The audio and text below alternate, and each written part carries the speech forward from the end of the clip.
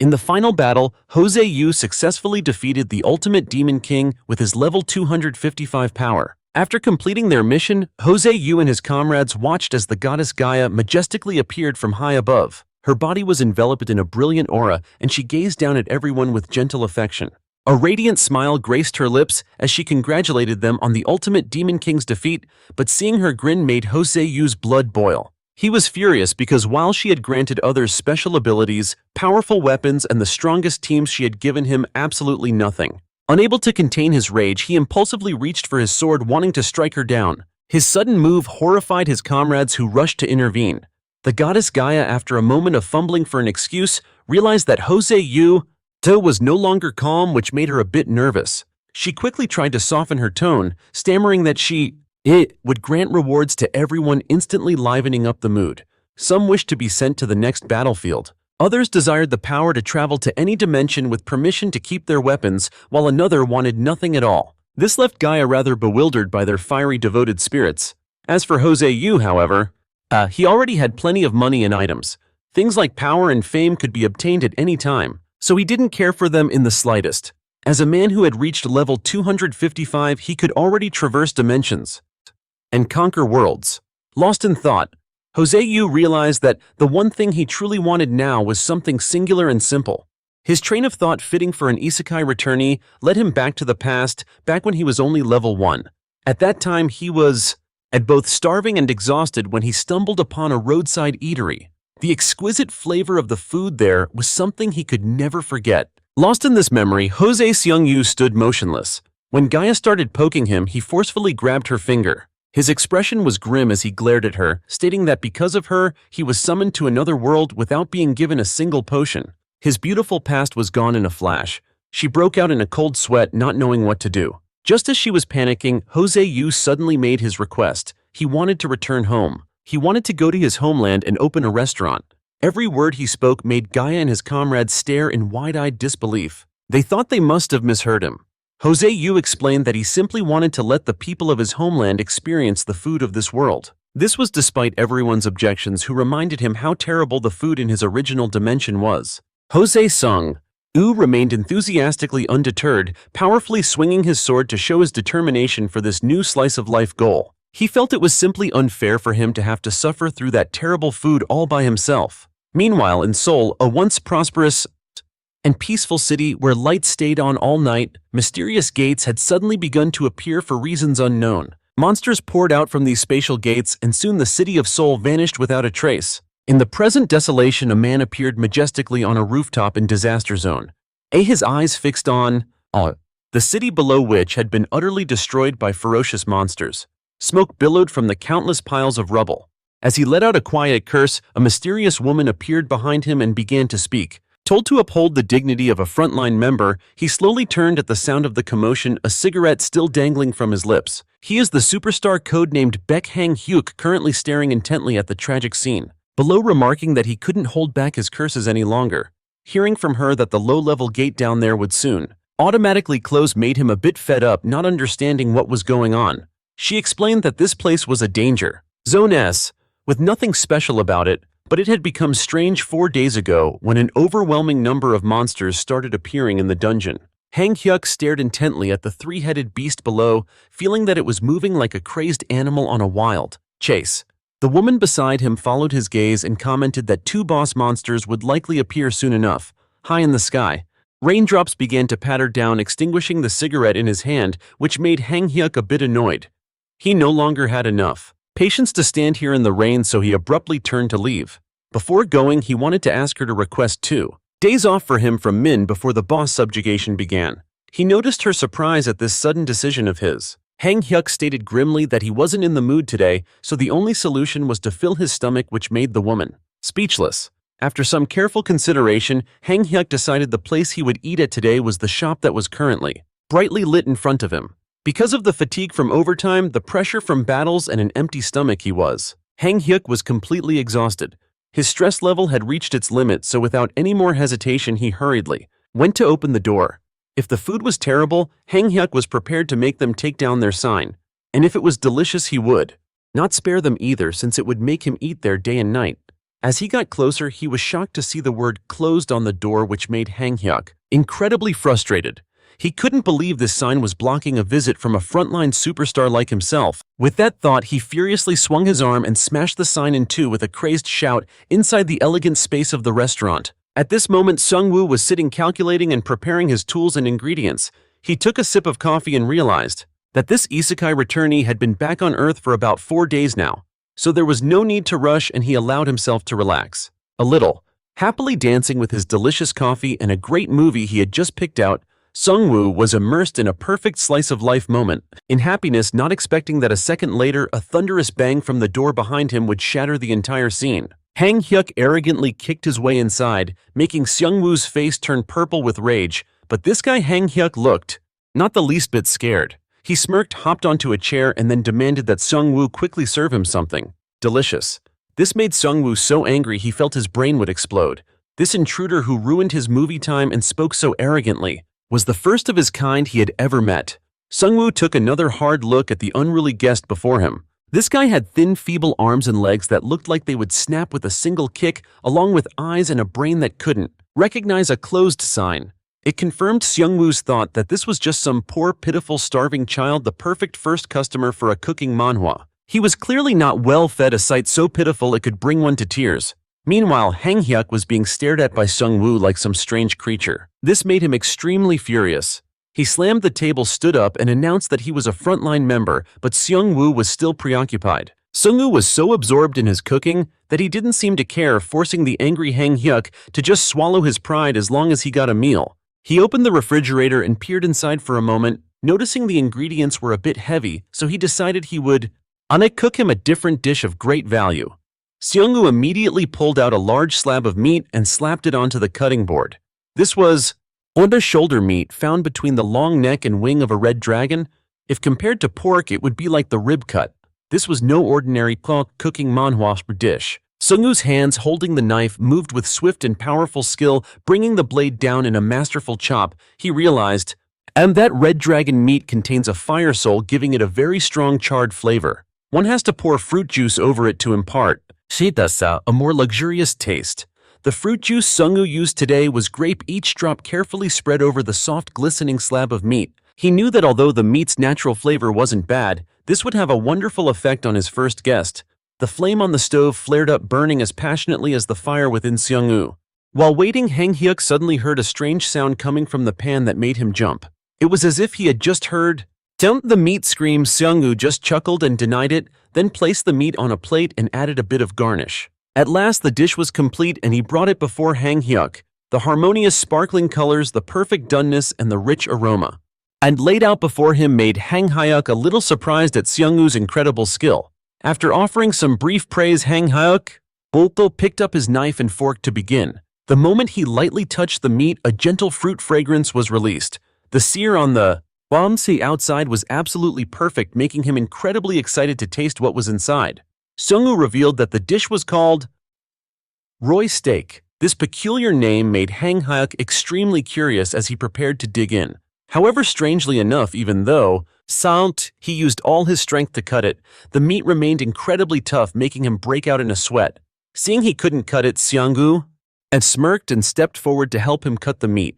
This Roy's steak reminded him of Royce, a formidable enemy. He was an elder of the Red Dragon clan and the Demon King's loyal aide for 1800 years. As an isekai returnee, Seung Woo had struggled greatly to defeat him. Seeing Seung Woo cut the meat so easily left Hang Hyuk completely stunned, but he knew he had to try it right away. With a mix of excitement and anticipation, he shoved the piece of meat into his mouth and was rendered speechless as if something had just broken down inside his nervous system and senses. His entire body began to tremble, and he immediately let out a scream because it was simply so spicy, he felt like he could breathe fire. On top of that, the flavor was not good at all, making Hang Hyuk feel like he was about to faint. Seung Woo, having achieved his goal, grinned from ear to ear. He had intentionally cooked it poorly. Looking at Hang Hyuk's dumbfounded and shocked face, Seung Woo slammed his hand on the table and declared that a truly excellent meal is one you eat for survival and to gain power. Hang Hyuk was caught in a serious dilemma. He couldn't spit out the meat in his mouth, but if he chewed, it would be unbelievably spicy. His only option in this comedic no slice of life the moment was to swallow it down. Must had the food down his throat.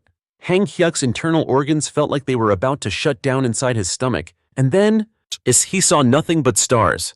Hang Hyuk collapsed to the ground in a daze, his eyes rolling back as his mind endlessly replayed that absolutely horrifying flavor. After being passed out for 1 hour, Hang Hyuk finally jolted awake, clutching his throat. He had a serene look on his face. Seung U in front of him made him absolutely furious. As his anger surged, he lunged forward, aiming to kick at Seung U's face, but was caught effortlessly, which left Hang Hyuk completely shocked. Seung U sighed, revealing this was a 3-star meat dish, then chided Hang Hyuk for being so weak, which bruised his ego, and his rage flared up again. He aggressively swung his arm and charged at Seung U, only to be flicked away as easily as an ant, his entire body falling to the ground unconscious. Seung U felt this was truly a hassle, and then took out his phone to look through the list of the 100 strongest hunters in the world. Seeing Hang Hyuk's name on it made Seung U incredibly surprised, and he let out a frustrated sigh. It looks like the earth is done for. But he had no desire to interfere at all. Then, as if a plan suddenly came to his mind, as an isekai returnee, Seung U looked over at Hang Hyuk, lying sprawled on the ground, and gave a sinister smile. Because of the sudden appearance of gates, a new profession had emerged to combat the ever-increasing number of monsters. This profession was the hunter, and the 100 top hunters in the world gathered under the name First Trier. Meanwhile, after Hang Hyuk regained consciousness, he was seen obediently kneeling at Seung U's feet, bowing and apologizing repeatedly, which greatly pleased Seung U. After all, he had already figured the guy out completely.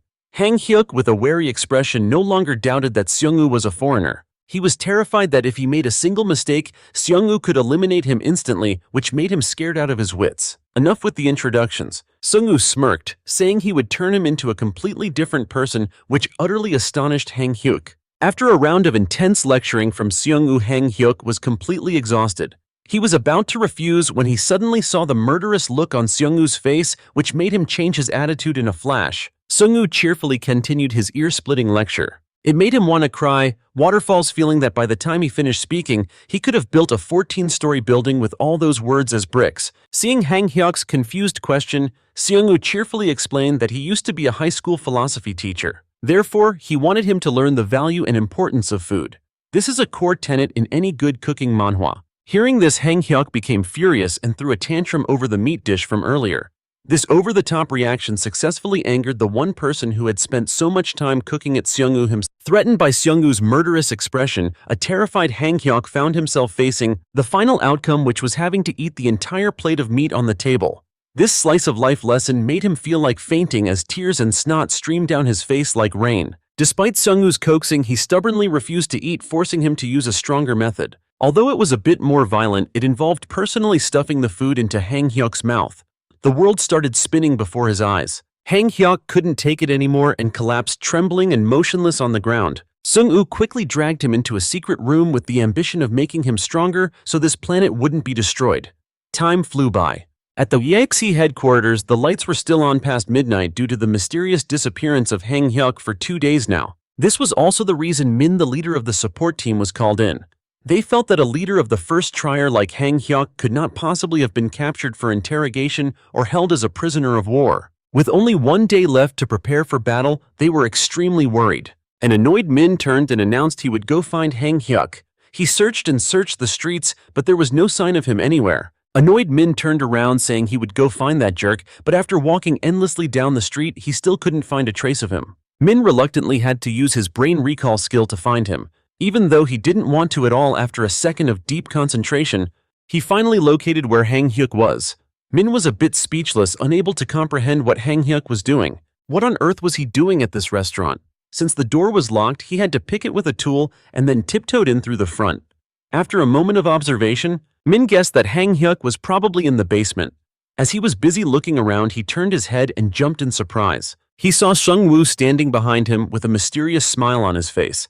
Down in the basement, Hang Hyuk was diligently swinging a shovel and digging until he was out of breath. He suddenly saw Min's figure appear and shouted with joy, thinking he had been saved. But to his surprise, Min quietly approached, picked up a shovel with a sorrowful expression, and resigned himself to their shared fate. This left Hang Hyuk crying without a sound. The number of laborers had now increased from 1 to 2. Min and Hang Hyuk swung their shovels up and down. rhythmically in the pitch-black basement. The strenuous effort left Min completely exhausted, forcing him to collapse on the ground panting heavily. He came looking for someone, only to get captured here as well, which made him furious. Why on earth did Hang Hyuk have to provoke Seung Woo? Now he was suffering the same fate of hard labor. Seeing Min's miserable state, Hang Hyuk also didn't know what more to say because neither of them had expected Seung Woo to be so powerful, like some kind of monstrous isekai returnee. Both of them were tired and sprawled out onto the ground. Min stated that he couldn't fathom Seung Woo's abilities as he was even stronger than the sixth first Haken. In his desperation, he couldn't help but consider the option of splitting the guy who angered Seung Woo, Hang Hyuk, in two. After the two of them bickered for a while, Hang Hyuk said with a grim face that a monster worm would appear soon. If they were still trapped here when it appeared, it would be a major disaster. They were, after all, the highest-ranking hunters in Area A. As they were talking, Hang Hyuk's stomach suddenly rumbled loudly, making him blush with embarrassment. His body was truly not listening to his mind. This shameless expression on Hang Hyuk's face made Min sigh. He then decided to apologize to Seung Woo in the hopes that he would release them, considering it their last resort, because he felt that no matter what, Seung Woo's mana was strangely pure. After hearing their proposal, Seung Woo coldly agreed to let them go, but with a strange condition that felt straight out of a cooking manhwa: they had to eat a meal he prepared. The experienced Hang Hyuk, upon hearing this, frantically refused. Seung Woo then allowed him to choose his own delicious dish. He chose the foil-baked salmon, which made both of them incredibly happy about this strange privilege. Since Hang Hyuk had chosen the delicious option, Min naturally wanted to choose the same. However, in a flash he was startled as he realized something. He couldn't understand why Seung Woo was making them choose a dish. A wary expression filled his face.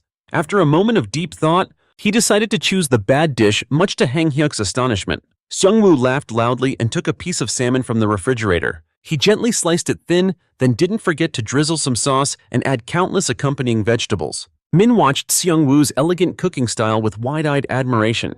He then heard Hang Hyuk ask why he had chosen the bad dish. This made him feel a tinge of regret, especially when he saw how delicious Hang Hyuk's dish looked. Hang Hyuk himself also noticed something strange. It was a bit odd.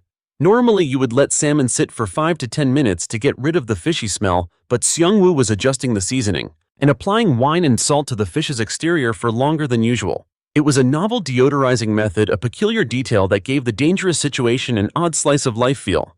Over here, he moves on to wrapping the fish in foil and placing it on the pan. A hot flame flares up, starting to cook the foil-wrapped fish inside. He happily gazes at the pan, thinking all he has to do now is wait for it to cook. Then he turns to his side. He asks Min if he likes kidneys or liver. Min replies in a low voice that he has a bit of gastritis, which makes Seung Woo realize something. He realizes that's not a physical condition capable of sustaining continuous combat energy, just as Hang Hyuk had jeered. It was exactly as Hang Hyuk said. Seung Woo thoughtfully concludes that in that case, he should feed Min food fit for a patient and immediately gets to work. He grabs a pot and starts cooking something that looks like porridge, making Hang Hyuk chuckle and mock the simple-looking dish. The foil-wrapped fish is finally golden brown. Hang Hyuk's eyes sparkle like stars, and unable to wait any longer, he quickly snatches a piece.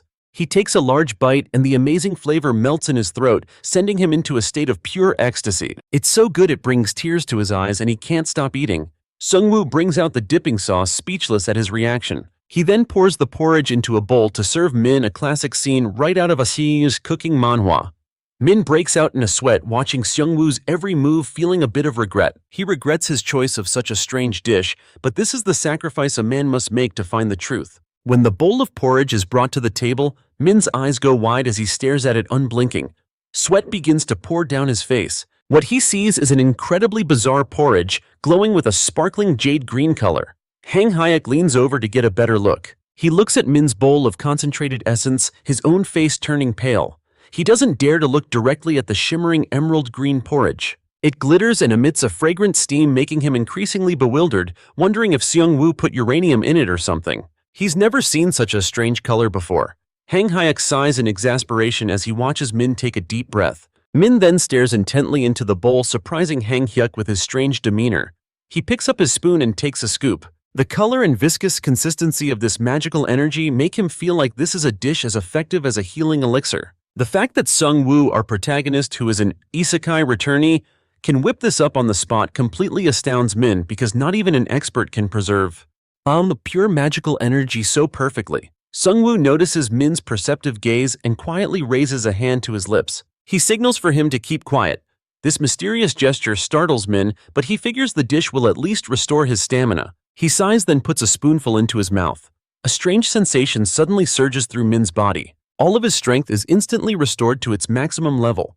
However, the taste is as horrible as lead. It makes him want to vomit his guts out, but to fully recover, he has to finish it all.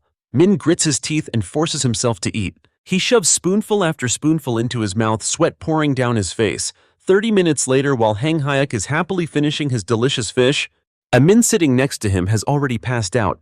Even though the dish was awful, Min feels as though his injured stomach has been regenerated and his strength has fully returned. In a heartwarming slice of life, y'all, moment, he realizes it's been a long time since he's felt this comfortable. To Hang Hyuk's surprise, Min respectfully bows his head and thanks Seung Woo for the amazing meal. The solemn atmosphere between the two men completely baffles Hang Hyuk, who has no idea what is going on. Still not satisfied, Hang Hyuk asks Seung Woo to make another portion of fish. A short while later, his stomach is stuffed as full as a toad's. As the empty plates piled up on the table, Min softly began to ask Seung Woo about the insect monster appearing at the gate tomorrow. Wanting his help, she was immediately stopped by Hang Hyuk, who felt that someone as powerful as Seung Woo would certainly not get involved. If he wanted to help, he would have done so long ago, so he wouldn't meddle in their affairs. Hang Hyuk continued to boast that Seung Woo's appearance would rob them of the opportunity to train and become stronger. His determination suddenly surged as he declared they had to overcome the hardship and become strong on their own. Having had enough, Min sitting beside him shot Hang Hyuk an annoyed glare and raised her voice saying, if this isekai returnee Seung Woo became too active on the battlefield, the Hunters Association would find out, and his presence would only elevate First Order's rank even more. What Min truly worried about was being pushed from rank 100 down to 101 and losing their standing, a frustration that made him wave his arms around wildly while talking about Seung Woo. Hearing this, Seung Woo found it quite reasonable, sighing as he explained that he had seen many kingdoms that relied solely on one hero. When that hero fell, the entire kingdom would be annihilated. Understanding Seung Woo's point, Min politely stood up. She prepared to leave, not wanting to bother him any further, and the two of them hastily exited the restaurant, bickering loudly all the way. They argued about the strange dishes Seung Woo had made, a scene reminiscent of a cooking manhwa, and Min heard Hang Hyuk call the porridge a smelly dish. She couldn't help but chuckle silently, feeling the guy in front of her still didn't understand the meaning of that food. She realized she was truly fortunate today. The next day on the battlefield, Min and Hang Hyuk stood on a rooftop. Below them, a monstrous beast was roaring and screaming incessantly when suddenly a helicopter shone a blinding spotlight. The light beamed down, prompting them both to quickly adjust their outfits and weapons, stealing their nerves as they prepared to attack. Once ready, Min and Hang Hyuk rushed down below with menacing black guns held at the ready. After a grueling process, the two finally succeeded in defeating the dangerous beast and were awarded medals by the South Korean government. This news about the entire team was broadcast live on television, leaving Seung Woo incredibly surprised and pleased. He felt that if he himself went to the gate, the dimensional fluctuations would cause the monsters to sense the danger. They would then move to areas that had not yet been cordoned off, endangering civilians. That was also why Seung Woo wanted to rely on the hunters to protect this world in his place. He stretched his arms wearily. He remembered the grand opening was just 1 week away when suddenly a cat appeared at the door carrying a large pile of items. It was making a delivery to Seung Woo. This cat Eros had the habits and appearance of a feline but was incredibly intelligent. Because it had more taste buds than a human, it was an excellent cook, and its other senses like smell and hearing were also far superior to a human's. After delivering the goods to Seung Woo, it happily entered his home, plopped down comfortably on a chair, and began grooming itself. Seung Woo watched it with a fond gaze, thinking to himself that Eros loved taking care of others, able to handle chores, act as a medic, and so much more. This was truly the greatest support for the heroes, but because its care was so devoted, it often turned the heroes into literal pigs. For this reason, it earned the nickname the hero-slaying feline feeder. Therefore, back when he was in the army, Seung Woo had desperately wanted an Eros, but it wasn't possible because his superiors never paid it any mind, making this peaceful moment feel like a true slice of life. What it had to do with him. This made Seung Woo so angry he trembled, and he still felt annoyed thinking about it now, but in any case, Renato had already requested slime pudding and even sent Arab. As an isekai returnee who was now a restaurant owner and not a hero, he was a little worried about cat fur getting everywhere. Arab claimed its fur wouldn't shed even if pulled, which made Seung Woo extremely surprised. Surprised, he gently petted it all over, asking how it got here. Arup arrogantly stated that it had defeated a god to come here. Its arrogant demeanor left Seung Woo a bit astonished. Arup then quietly recounted how it had personally gone to the cat god and desperately cried, begged, and put on all sorts of acts. In the end, the cat god finally gave in and let it go because of its sheer absurdity. Then it traveled for a very long time but couldn't find a single hero. While feeling miserable and dejected, the shadow of a butterfly gently fluttered before it, making it realize that it wasn't suited for heroes because it lacked the necessary skills. And so from that day on, it began training itself to be proficient in both mind and body, determined to become stronger and smarter. Seung Woo now understood that because Arup had trained that way, it had successfully defeated the cat god. Its completely bonkers attitude made Seung Woo break out in a cold sweat, wondering why on earth Renato would send it to him. A bad feeling about the cat in front of him began to surface. Seung Woo stated that he had retired, but its irresistibly cute appearance made it impossible for him to say no. With that, he decided to accept, letting it stay as an employee, which made Arup ecstatic. After it bowed its head in gratitude, Seung Woo gently petted its head and decided to call it Nabi, based on the name Niobe. And just like that, the hero's diner in this charming cooking manhwa had a new employee. On opening day, the chefs from the neighboring shops were constantly snooping around Seung Woo's restaurant, filled with resentment and determined to join forces and take down his restaurant that had suddenly popped up, operating under the motto that business is war. The chubby guy was Lee Dong Park, the restaurant owner, and the skinny one was Van Aut Shi, the cafe owner, who were shifting their sights to the expensive-looking coffee machine Seung Woo had placed in the window. The fact that it was a diner that also sold coffee made the two of them furious. Countless schemes to shut him down immediately flooded their minds, just like they had done with the previous cafe. As the two got closer, they were struck by the sight of two grand opening wreaths bearing the names of Hang Hyuk and Min, which made them stare wide-eyed in surprise. They couldn't believe that Seung Woo had already established relationships with such important people. After fuming for a while but still unable to do anything, they hastily left, intending to prepare more thoroughly for their next visit. Suddenly, Nabi appeared out of nowhere wearing an apron and asked if they were customers. The two were startled to see a talking cat, and before they could even process what was happening, they were unceremoniously dragged inside by Nabi. The restaurant's elegant and clean interior, a perfect setting for a slice-of-life story, suddenly became a scene of awkward silence. They watched Nabi's swift and efficient service silently, guessing it must be a monster. A malicious expression appeared on his face as he decided to run a little test. Park Dong swiped his finger in a long line across the table. But contrary to what he expected, there wasn't a single speck of dust on the polished surface. Everything. The place was so sparkling clean, it left them both stunned with their jaws dropped as Nabi cheerfully approached the two main characters. I said it was completely spotless, which made it impossible for the two of them to believe. They fell into a contemplative silence from the thunderous shock. When the menu was brought out, they still hadn't given up on their plan to find fault with the restaurant.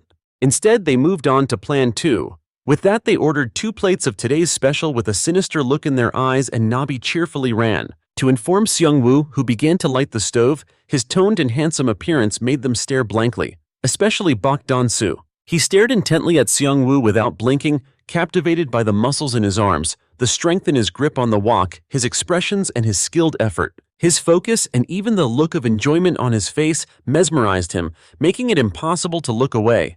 The food was finally ready, and Nabi carefully carried it out. Announcing that today's special was stir-fried squid with rice, the two men broke into a sweat looking at the 2 plates of steaming food on the table. With the ingredients this clearly visible, it would be very difficult for them to fake an allergy claim.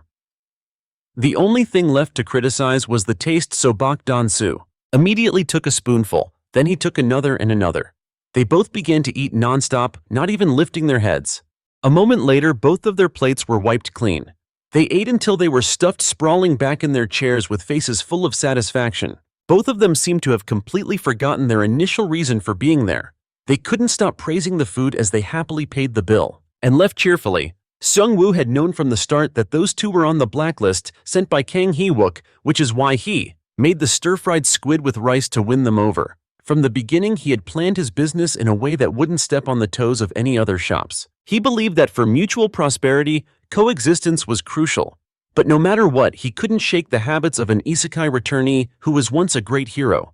In the past, when Seung Woo was still a hunter, he had a massive battle in a stadium filled with countless cheering spectators. After clearing out all the surrounding enemies, Seung Woo, holding a blood-soaked iron sword, quietly approached. The final opponent amidst the roars of the frenzied crowd below. The ceaseless shouting echoed through the arena. The crowd roared for him to quickly finish off the last man. Lying defeated on the ground was a young man with a strong muscular build. He was so badly injured all over his body that he couldn't even manage to sit up. Seung Woo slowly walked toward him. He raised his sword with both hands and swung straight down. But unexpectedly, he didn't kill the man, instead striking the ground right beside him, leaving his opponent utterly shocked. Seung Woo smirked, saying he had grown tired of all this fighting a long time ago, to the great disappointment of the crowd. He tilted his head back to look at the clear blue sky. It was then that a sudden intense craving for kimchi stew washed over him. Back in the present, Min, having just finished his bowl of kimchi stew, noticed Seung Woo staring blankly into space in a classic slice-of-life moment. He gently waved a hand, startling Seung Woo, who laughed sheepishly and said he was just lost in thought about the old days. Min cheerfully accepted a cup of tea from Seung Woo, mentioning that as an American, he wasn't very used to kimchi yet, but this stew made him drink it down to the very last drop. This peaceful atmosphere, a staple of the cooking manhwa genre, made the experience absolutely wonderful for Min. After finishing his tea, he suddenly remembered what he needed to discuss. Min explained that every weekend employees from City Hall would visit. They come to check on Nabi. While Nabi is fine with customers, they need to verify if it poses any harm or danger to the citizens. That's the specific reason for their investigation. Seung Woo recalled that the last time they visited, he also heard them talking about support programs for other returnees. Min cheerfully explained that these individuals who are also victims of the gate incident are often classified as an isekai returnee, handled very well.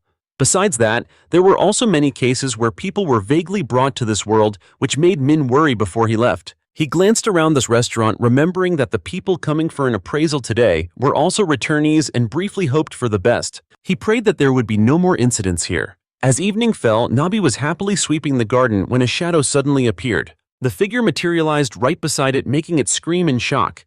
Seeing this, the strange man awkwardly apologized. He expressed how happy he was to meet an Eros like Nabi, which made it immediately stop its tirade upon realizing someone recognized it. Hearing the man in front of it introduce himself as a hero caused a complete shift in its attitude. Its eyes suddenly sparkled with affection.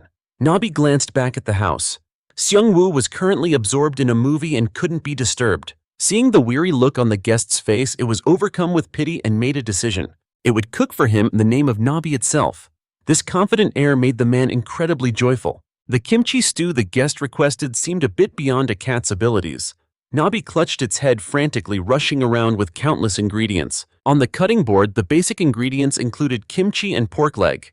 It quickly chopped them up and tossed the meat into the pot. As the water started to cook, it had no idea how to season the dish, so it just followed its ancestral instincts and mixed in a bunch of spices. It threw everything straight into the pot. After a bit of a struggle, it seemed somewhat passable. It then added onions, even though the standard was different. Normally, people would add leeks for the proper recipe. After some clattering, Nabi finally completed the kimchi stew. But something seemed terribly wrong here. The mushy concoction in the pot looked more like kimchi porridge than a stew. Still, Nabi had worked very hard to make it. Just as the guest picked up his chopsticks, Seung Woo emerged from his room with a surprised look. Seeing him, the guest quickly introduced himself as Park Seong-han, an isekai returnee. His gaunt face told a story of hardship. His haggard appearance made Seung Woo feel a wave of sympathy, guessing he must have had a terribly difficult time in Terra. With that, he put on an apron. He intended to cook Seong-han a proper kimchi stew. Despite Seong-han's hesitant refusal, Seung Woo just gave a small, pleasant smile. In a heartwarming scene typical of a slice-of-life story, he insisted on making a perfect kimchi dish to replace Nabi's attempt. He believed the first meal for an isekai returnee had to be a truly welcoming one. Seung Woo started by cutting a plump slice of front pork leg. Also known as pork shoulder, it was quickly sliced. He noted that while it's an inexpensive cut, its quality shouldn't be underestimated. The meat is a bit tough, but that texture contributes to its rich flavor. He then stir-fried the meat in a pan, turning on the heat. Nabi secretly watched Seung Woo from a distance with an admiring gaze, but was quickly spotted by him. He called out to the little creature. He told it to come closer so he could teach it, making Nabi's heart skip a beat. Seung Woo continued by adding the pork to the oiled pan. He then added the kimchi to stir-fry together, followed by soybean paste to reduce the gamey smell of the pork, a staple technique in any good cooking manhwa. He explained that while you can use cooking wine, some people skip it, and the garlic in the kimchi works as a great substitute anyway. Each detailed instruction from Seung Woo left Nabi completely in awe. He added that some religions forbid alcohol, so they often rely on the garlic. Next, he tossed in a few cloves of garlic and a little more seasoning. Everything seemed perfect. Nabi stood by his side. It was busy scribbling down notes. It happily declared that it could now make kimchi stew too, which made Seung Woo smile. Smiling brightly, a pot of kimchi stew with several side dishes was brought out before Seonhan, leaving him momentarily stunned in this classic cooking manhwa scene. Seung U mentioned that when he first arrived in this world, he also developed a sudden fondness for this dish, which made Seonhan very happy. Realizing he wasn't alone, his eyes welled up with emotion as he scooped a spoonful into his mouth, savoring the familiar taste. The taste of his homeland made tears well up in his eyes as he never imagined he would get to enjoy this dish one more time. In a flash, the bowl of kimchi stew was empty, and Seonhan revealed he had been in Terra for 13 years. Hearing that this isekai returnee was a level 51 hunter greatly surprised Seung U. Seonhan was a silver rank adventurer, and he suddenly grew pensive. He stared thoughtfully out the window, feeling that this place was completely different from Terra, where the system for handling monster gates was so perfect. This only made him miss Terra more. It turned out Seonhan hadn't returned to this world by choice, but because he was exploring. While exploring an underground dungeon, he was hit by an expulsion spell, a type of spatial magic that forcibly ejects its target. The target is ejected from that space, and among all dimensions, a person from Earth would be forcibly sent back to Earth. This was not fortunate for Seonhan at all, as he still had a wife and Eros waiting for him there, and 13 years was long enough to change a homeland. The longing washed over him again, and unable to hold it together, he lost all his strength and collapsed against the wall. He sobbed bitterly, a truly miserable sight that Seung U couldn't simply ignore. He spoke up, promising to send him back, which made Seonhan think he'd misheard, and suddenly lunged toward Seung U. With an urgent look, he declared he wanted to return to Terra whenever possible, so Seung U immediately snapped his fingers. The ground where Seonhan stood suddenly began to glow, forming a spatial rift that abruptly pulled him inside. Amidst his own terrified screams, he vanished, and in a flash, everything returned to normal as Seung U casually dusted off his hands. He acted as if he knew nothing. Finally, in a classic slice-of-life moment, it was time to close, and Nabi headed out to take its failed kimchi dish down. It was heading to the basement for pudding to eat, but Seung U hurriedly snatched it away, insisting he would eat it, much to Nabi's embarrassment. This reminded him of his past when he was imprisoned in Jail Z, where a close comrade had brought him a bowl of porridge. It was kimchi porridge, just to Seung U's liking, and he had accepted it happily with a brilliant smile, even though it was only porridge. It wasn't stew, but he was still incredibly happy and finished the entire bowl. Now as Seung U ate Nabi's kimchi porridge, he reminisced. He remembered that difficult time and suddenly felt he had been somewhat fortunate back then to have met such good people. In that world of suffering, he realized that if Z hadn't appeared back then, he probably would have become something else entirely. He would have become a monster that only knew slaughter, no longer a hero.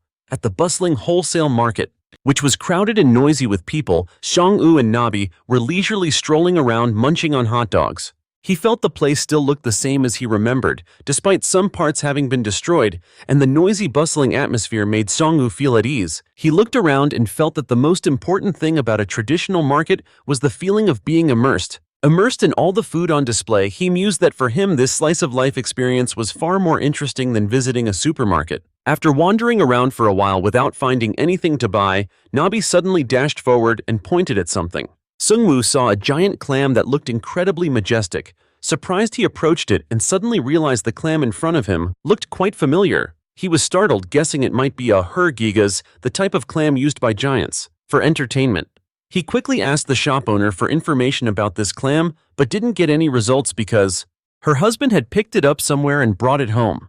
Hearing that someone had just picked up a clam weighing over 200 kilograms like this made Seung Woo break out in a sweat. The owner chuckled, saying her husband was a strong man among hunters, so tasks like this were as easy as pie. The more Seung Woo looked at the massive clamshell before him, which held the majesty of time, the more certain he became that it was a gigas. He excitedly offered to buy it, but the owner immediately stopped him, saying this clam was only for decoration. No matter what you did, it couldn't be opened. Seung Woo offered to buy an additional 10 mackerels, and the shop owner, knowing he had opened the restaurant generously, gave him a whole extra pile of fish, making Seung Woo sweat bullets. After a bustling transaction, Seung Woo finally managed to bring the giant clam home. The excitement was clear on his face as he placed the rough shell, which took up a large portion of his kitchen space. Seung Woo thought for a moment and felt it was truly an ingredient with a certain allure. First he had to open it. Although this clam was beached and thus hard to open, Seung Woo only had to use a little bit of force. With a swoosh, a gush of salty water mixed with sea sand poured out, revealing a massive plump scallop lying inside, looking incredibly fresh. In a scene perfect for a cooking manhwa, Seung Woo sliced a thin piece, dipped it in sauce, and tried it. The delicious and refreshing taste melted in his mouth, making him crave some soju. With this large amount of clam meat and innards, Seung Woo decided to try making clam chowder. This North American-style clam soup is a masterpiece with a light and smooth flavor. He briefly pondered and thought that dinner would be scallop sashimi with soju, and tomorrow morning he'd cure his hangover with clam chowder. It was a perfectly logical plan. But the ultimate source of nutrition for hunters was the poison sac tucked into a corner of the shell. It contained an extremely dangerous poison. Eating it would mean death, but if you survived, you could gain poison resistance. As an isekai returnee, Seung Woo grew ecstatic just looking at it. He could feel its amazing effects just by sight, intending to save it for Hang Hyuk and Min to eat every day. Seung Woo put on a mischievous expression and decided to prepare it in a way that it could be preserved.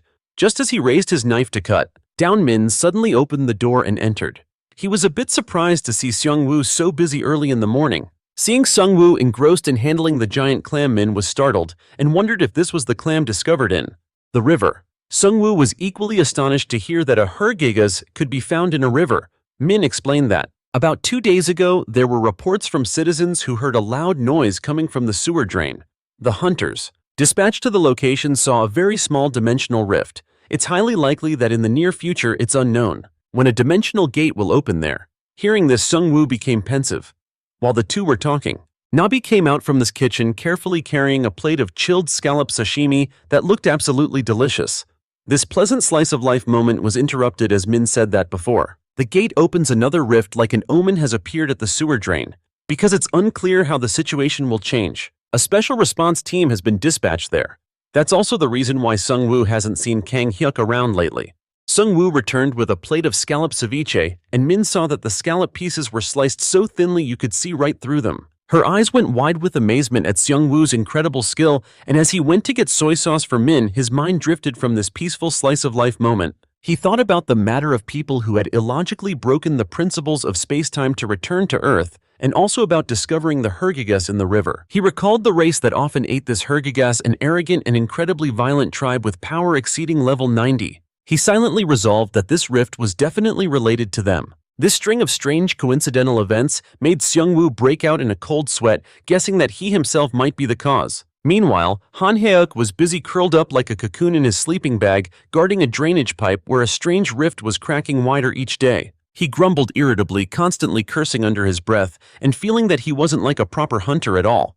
In his frustration, he was constantly in a verbal sparring match with the woman from the system next to him, which made her blood boil. Seeing the rift still emitting a mysterious light in front of her made her a bit impatient, wondering how long she would have to stand guard here. After all, as a member of the military, she was forced to do this undesirable job anyway. Just as she tapped Han Hyuk's shoulder to call for a shift change, a loud earth-shaking sound suddenly erupted. She spun around in alarm, her face turning pale as she noticed the rift had grown visibly larger and was emitting powerful shockwaves, and she immediately reported the emergency. Countless soldiers in full gear rushed over as Han Hyuk hastily drew his gun, the tense situation causing him to break out in a sweat. The woman glanced back to check the gate's rank only to realize it was broken, causing her face to turn deathly pale and her limbs to tremble. She couldn't think straight, terrified that this world would vanish through the rift without a trace. Seeing her helplessness and the worried faces of the soldiers around them, Han Hyuk patted her shoulder reassuringly, saying someone had to go inside before it expanded further. He then calmly instructed her to use the rift stabilization device to halt its expansion and hold out until reinforcements arrived. Temporarily stopping it would give the assault team a better chance, so Han Hyuk volunteered to take the stabilization device inside to adjust the rift. Under the woman's worried gaze, Han Hyuk looked her straight in the eye and gave her careful instructions. He wanted her to quickly go to the Hunter's Eatery in the Jangyeon outskirts, a place that feels like it's straight out of a cooking manhwa, and explain the situation to the owner. After that, she was to bring the isekai returnee Seung Woo here as fast as possible. Seeing her still hesitating as if she didn't understand what was happening, Han Hyuk immediately glared and shouted, snapping her out of it. She quickly regained her composure and promised to complete the mission, and after she left, Han Hyuk shakily pulled a pack of cigarettes from his pocket. But the tension was so great, he couldn't even get the lighter to work, so the soldiers seeing this came over and offered him a new pack. With eyes full of admiration for Han Hyuk's heroic spirit, he dangled a cigarette from his lips and told them they just needed to catch whatever jumped out of the rift. He said he would handle the rest and then promptly jumped straight into the opening without any hesitation. A few seconds later, a swarm of crystal bats poured out from within, forcing them to fire non-stop without a break. While they were crouched down reloading, a giant monster from the distant darkness had already begun its ferocious charge at some point. Right at that moment, it lunged toward them. Its sharp iron-like arm was swinging toward Seung Woo just as his own razor-sharp sword appeared from thin air. He instantly made several horizontal and vertical slashes, reducing the massive monster to a mere pool of blood before their astonished eyes. The surrounding soldiers were stunned. It all happened so fast and was so dangerous that they couldn't even process what had just occurred. By the time they came to their senses, countless gruesome monster corpses lay at their feet, and Seung Woo's figure had already disappeared through the rift. He moved as fast as a lightning, leaving behind a colossal aura that rushed in like a hurricane. Once they confirmed the monsters that were all eliminated, they hurriedly called for military medics and checked the recordings to see if any monsters had escaped to the outside. The scene slowly returned to a state of controlled chaos. Meanwhile, Hang Hyuk, having slipped through the rift, was now in a world of trouble. The energy barrier was already established, but facing the relentless pursuit of the monsters on this side left him paralyzed with fear. He could only cower pathetically in a corner, the beasts seeing the rift blocked by some kind of energy field. It ferociously began to punch and kick the barrier with all their might, causing Hang Hyuk's jaw to drop in terror. They relentlessly clawed and tore at the barrier before them, each one brimming with enough power to land a fatal blow. This made Hang Hyuk tremble like a leaf, silently praying for Seung Woo to appear quickly. Suddenly, a large boulder came crashing down right where Hang Hyuk was, forcing him to leap aside with a terrified scream. Hearing the strange noise, the monsters immediately turned their attention toward him. Hang Hyuk couldn't even cry, trying his best to remain perfectly still. But no matter how hard he tried, he couldn't escape the sharp senses and piercing eyes of the beasts. They growled, staring intently at Hang Hyuk, suspecting he was the one who had erected the barrier. Fueled by a crazed bloodlust, they charged at him one after another, forcing Hang Hyuk to desperately fight back as loud bursts of gunfire erupted. But his attacks didn't even scratch them. As one raised its leg intending to stomp, Hang Hyuk to death. Seung Woo thankfully arrived just in time, causing Hang Hyuk to breathe a huge sigh of relief. Seung Woo smirked and brandished his sword. He charged forward, and with just a few basic swings, he turned the monsters into mincemeat, their bodies collapsing to the ground with heavy thuds. Hang Hyuk watched from a distance, his eyes wide and sweat pouring down his face. He couldn't believe he had once dared to pick a fight with Seung Woo. What a foolish mistake that was. Spotting Hang Hyuk's figure peeking from behind, Seung Woo mistook him for an enemy and fired a warning shot, knocking the man unconscious with a large lump forming on his face. Only then did Seung Woo realize he'd hit the wrong person. He let out a long sigh, his eyes scanning the surroundings. He was a little surprised at himself for dispatching the giant monsters so easily, then wondered to himself, if he was planning to conquer the earth. As an isekai returnee, his first priority was to collect all the resources and artifacts for his inventory. After that, he casually picked up Hang Hyuk and tossed him back through the rift for the soldiers to handle. With that, everything seemed to be unsettled. Seung Woo then returned to his restaurant, a place that felt more like the setting of a cooking manhwa than a hero's base, only to be greeted by a crowd of fans surrounding the Nabi. They were all trying to take pictures of the adorable creature. This chaotic slice-of-life moment made him break a sweat as he ushered everyone outside. Suddenly, a young woman who worked in the same office as Hang Hyuk rushed forward and grabbed his arm, introducing herself as Hwang Ji-hye, an assistant.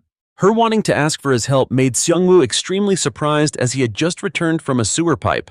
The truth of the matter was, while Han Hyuk had sent Ji-hyung to call Seung Woo for backup, he had already sensed something strange at home and had taken off beforehand. Seeing her worried and flustered appearance at that moment, a courteous Seung Woo immediately pulled out a chair and invited her to sit, wanting to know every last detail of the story. After hearing Ji-hyung's clear explanation, Seung Woo was a bit amused to learn that Han Hyuk had brazenly charged into the spatial rift and then asked for his help, and he secretly felt a bit of admiration for the guy. Currently, although he still hadn't received any contact from the branch office, the chaotic scene of a crowd swarming Nabi right before his eyes made Seung Woo sigh in exasperation. That mob was relentlessly pawing all over Nabi without even ordering food, which made Seung Woo's blood boil, so without any further ceremony he kicked them straight out and quickly slammed the door shut. Upon learning that Ji-hyung was a hunter, Seung Woo's face suddenly showed a mischievous glint, and he immediately said he would cook for her, causing a flustered Ji-hyung to wave her hands and refuse repeatedly. Seung Woo secretly felt extremely frustrated that the number of hunter customers hadn't increased at all these past few days. He realized that even if his food had the effect of developing abilities, the fault lay in its terrible flavor and the fact that it didn't make the body notice the effect. However, the dishes for recovery had a reaction that wasn't too bad, and were very suitable for attracting the interest of modern hunters who were tired and overworked. So, first he needed a product to use as bait. He approached Ji-hyung, slammed the table, making her jump in surprise, and next, he inquired about her symptoms even though she didn't have any. His face showed a grave expression as he asked about her condition, making Ji-hyung think she was in a pharmacy instead of a restaurant. Seung Woo then quickly returned to the kitchen to make food for someone with a cold. This calm slice-of-life moment was baffling to Ji-hyung. She was puzzled why, after hearing her explanation, he didn't seem to be in a hurry at all, and since there was still no contact from the branch office about the gate having opened, it made her feel as if someone had already taken care of everything. With a cautious gaze, Ji-hyung secretly guessed that person must be Seung Woo, who was at that moment busy processing a giant clam in the kitchen. Before her was an R1-ranked isekai returnee who needed to be handled as carefully as if dealing with a bomb, making Ji-hyung break out in a cold sweat, hoping that the upcoming meal would be peaceful. After dicing the clam, Seung Woo then poured it into a pan to fry with oil. After some hard work, the clam meat soup was finally nearing completion. Seeing Ji-hyung staring wide-eyed at the giant pile of clam meat, Seung Woo laughed loudly and said it was called a harak gigas, which made Ji-hyung, upon hearing it, still unable to imagine what it was. Suddenly, she saw the giant clamshell lying about in a corner of the kitchen, which made her secretly guess that it was probably a clam monster. Goosebumps rose on her skin, making a terrified Ji-hyung slam the table and shoot to her feet, much to the surprised gaze of Seung Woo. Although her mouth said no, Ji-hyung felt that if she were to refuse an isekai returnee like him, it seemed her life would most likely explode. And so she resigned herself to fate and sat back down to wait for Seung Woo's clam cooking class, which began again with the basic steps, just like a scene from a cooking manhwa. Step 1. Sauté garlic, potatoes, and bacon together. Step 2. Add flour and then sauté the potatoes with this clam meat, then pour in milk and broth. The milk that should be used is Minotaur milk, which has less sugar than regular milk, and its vitamin and fat content is always higher. He continued to add milk while stir-frying and then added a magic membrane to the ingredients, then added various other magical elements. After stirring well to prevent it from burning, Seung Woo scooped it out. Just one taste was incredibly satisfying as the steaming hot clam chowder was quickly served in front of Ji-hyun. With Seung Woo's enthusiasm, she had no choice but to accept it, so she gently scooped a small spoonful and held her breath. As she brought it to her mouth, the surprisingly warm flavor melted inside, making Ji-hyun gasp in astonishment. It was just like the feeling of freezing on a winter night, then suddenly being warmed by a fireplace. The taste was simply irresistible. She scooped spoonful after spoonful, the heat making her break out in a sweat until she had to take off her outer jacket. This was the very first time in her life Ji-hyun had tried monster meat, and it was actually quite delicious. Meanwhile, at the Korean branch of the Hunter Association, during the hearing regarding the S-rank shop, the head of the Korean Hunter Association branch, John Hoon, wore a stern expression. He questioned Hang Hyuk about the unidentified person from the recent battle, but Hang Hyuk was annoyed at having to repeat himself. The man still didn't get it. He explained that Seung Woo wasn't some unidentified person, but the owner of the Hunter restaurant for S ranks and above. He cursed internally, wondering why the old man asked so many questions, as John Hoon's voice grew stern while asking again, making Hang Hyuk too bored to even answer. He yawned wearily, causing the balding John Hoon to grab his head in frustration over the current situation. Individuals with immeasurable power were all gathered in the city center, so for what reason was Seung Woo also present? This couldn't be treated as a normal occurrence. Hang Hyuk scoffed, explaining that on this earth there were still many undiscovered people with immeasurable power, even among those registered and waiting to become an isekai returnee. So if there were people who didn't want to become an isekai returnee affiliated with the association, it was perfectly normal not to have encountered them. With these assertions, Hang Hyuk kept trying to convince John Hoon, saying that as long as Seung Woo wasn't doing anything wrong, it was fine. An upstanding person like him would never think of hiding, so he could never be an enemy of the state. He finished by slamming the table, asserting his point forcefully before John Hoon's doubtful gaze, but the man still couldn't bring himself to fully trust people like Seung Woo. Just because they appeared benevolent on the outside, because this was a matter directly tied to the safety and lives of the citizens. However, Hang Hyuk remained stubborn and made his own judgments, making the man fume with anger. Jong-hoon didn't know what he ought to do. He was afraid that, like other nations, if they mistakenly provoked an isekai returnee, they would face dire consequences, and he didn't want to let Seung-woo blow this nation away. Finally, he decided he would report this matter to his superiors. Hang Hyuk heard this without a shred of hesitation and told Jong-hoon he should just buy the land around Seung-woo's restaurant because he felt that, as long as you were near Seung-woo, you would survive even if the world ended, causing Jong-hoon to listen to these flippant remarks and fly into a rage, shouting loudly. Meanwhile, Min was leading a group of soldiers to Seung-woo's restaurant, and as the door swung open, Seung-woo offered a gentle, welcoming smile because bringing the men here was a plan the two of them had already arranged. The two laughed and chatted cheerfully, while the soldiers sat down in dead silence, the tension clearly visible on each of their faces. Awkwardly, they whispered amongst themselves, having initially thought Seung-woo would be some unusual and cold person like an assassin. But to their surprise, he gave off a strangely warm feeling, a perfect slice-of-life moment, as Seung-woo just smiled quietly, put on his apron, and began to cook. A moment later, they were stunned to see Nabi struggling to carry a tray to the table. A classic scene from a great cooking manhwa, as the clam chowder was ready, successfully capturing the hearts of all of them. Every single person slurped it down eagerly, praising it endlessly. Their satisfied faces as they enjoyed this worldly delicacy left Min completely stunned by the unexpected reaction. After seeing them scrape the pot clean, Gung-gu was pleased, realizing his restaurant had just gained 5 new promotional staff members. He guessed they would now return to their base and recommend his restaurant, after which others would get curious and flock over. He felt that first he needed to slowly eliminate their aversion to using monsters as ingredients, a common trope in this kind of cooking manhwa. If they found out as a powerful isekai returnee, he would make it so their bodies could no longer enjoy such delicacies. A sinister look suddenly appearing on Gung-gu's face. On a scorching summer afternoon, the brilliant sun shining through the trees made Gung-gu break out in a sweat. Feeling incredibly hot, Gung-gu happened to pass a convenience store and couldn't stop himself from going inside. He went straight in and bought a cold ice cream bar. Taking a bite, the creamy flavor melting on his tongue made Gung-gu feel completely refreshed. He noticed the heat from earlier had subsided somewhat.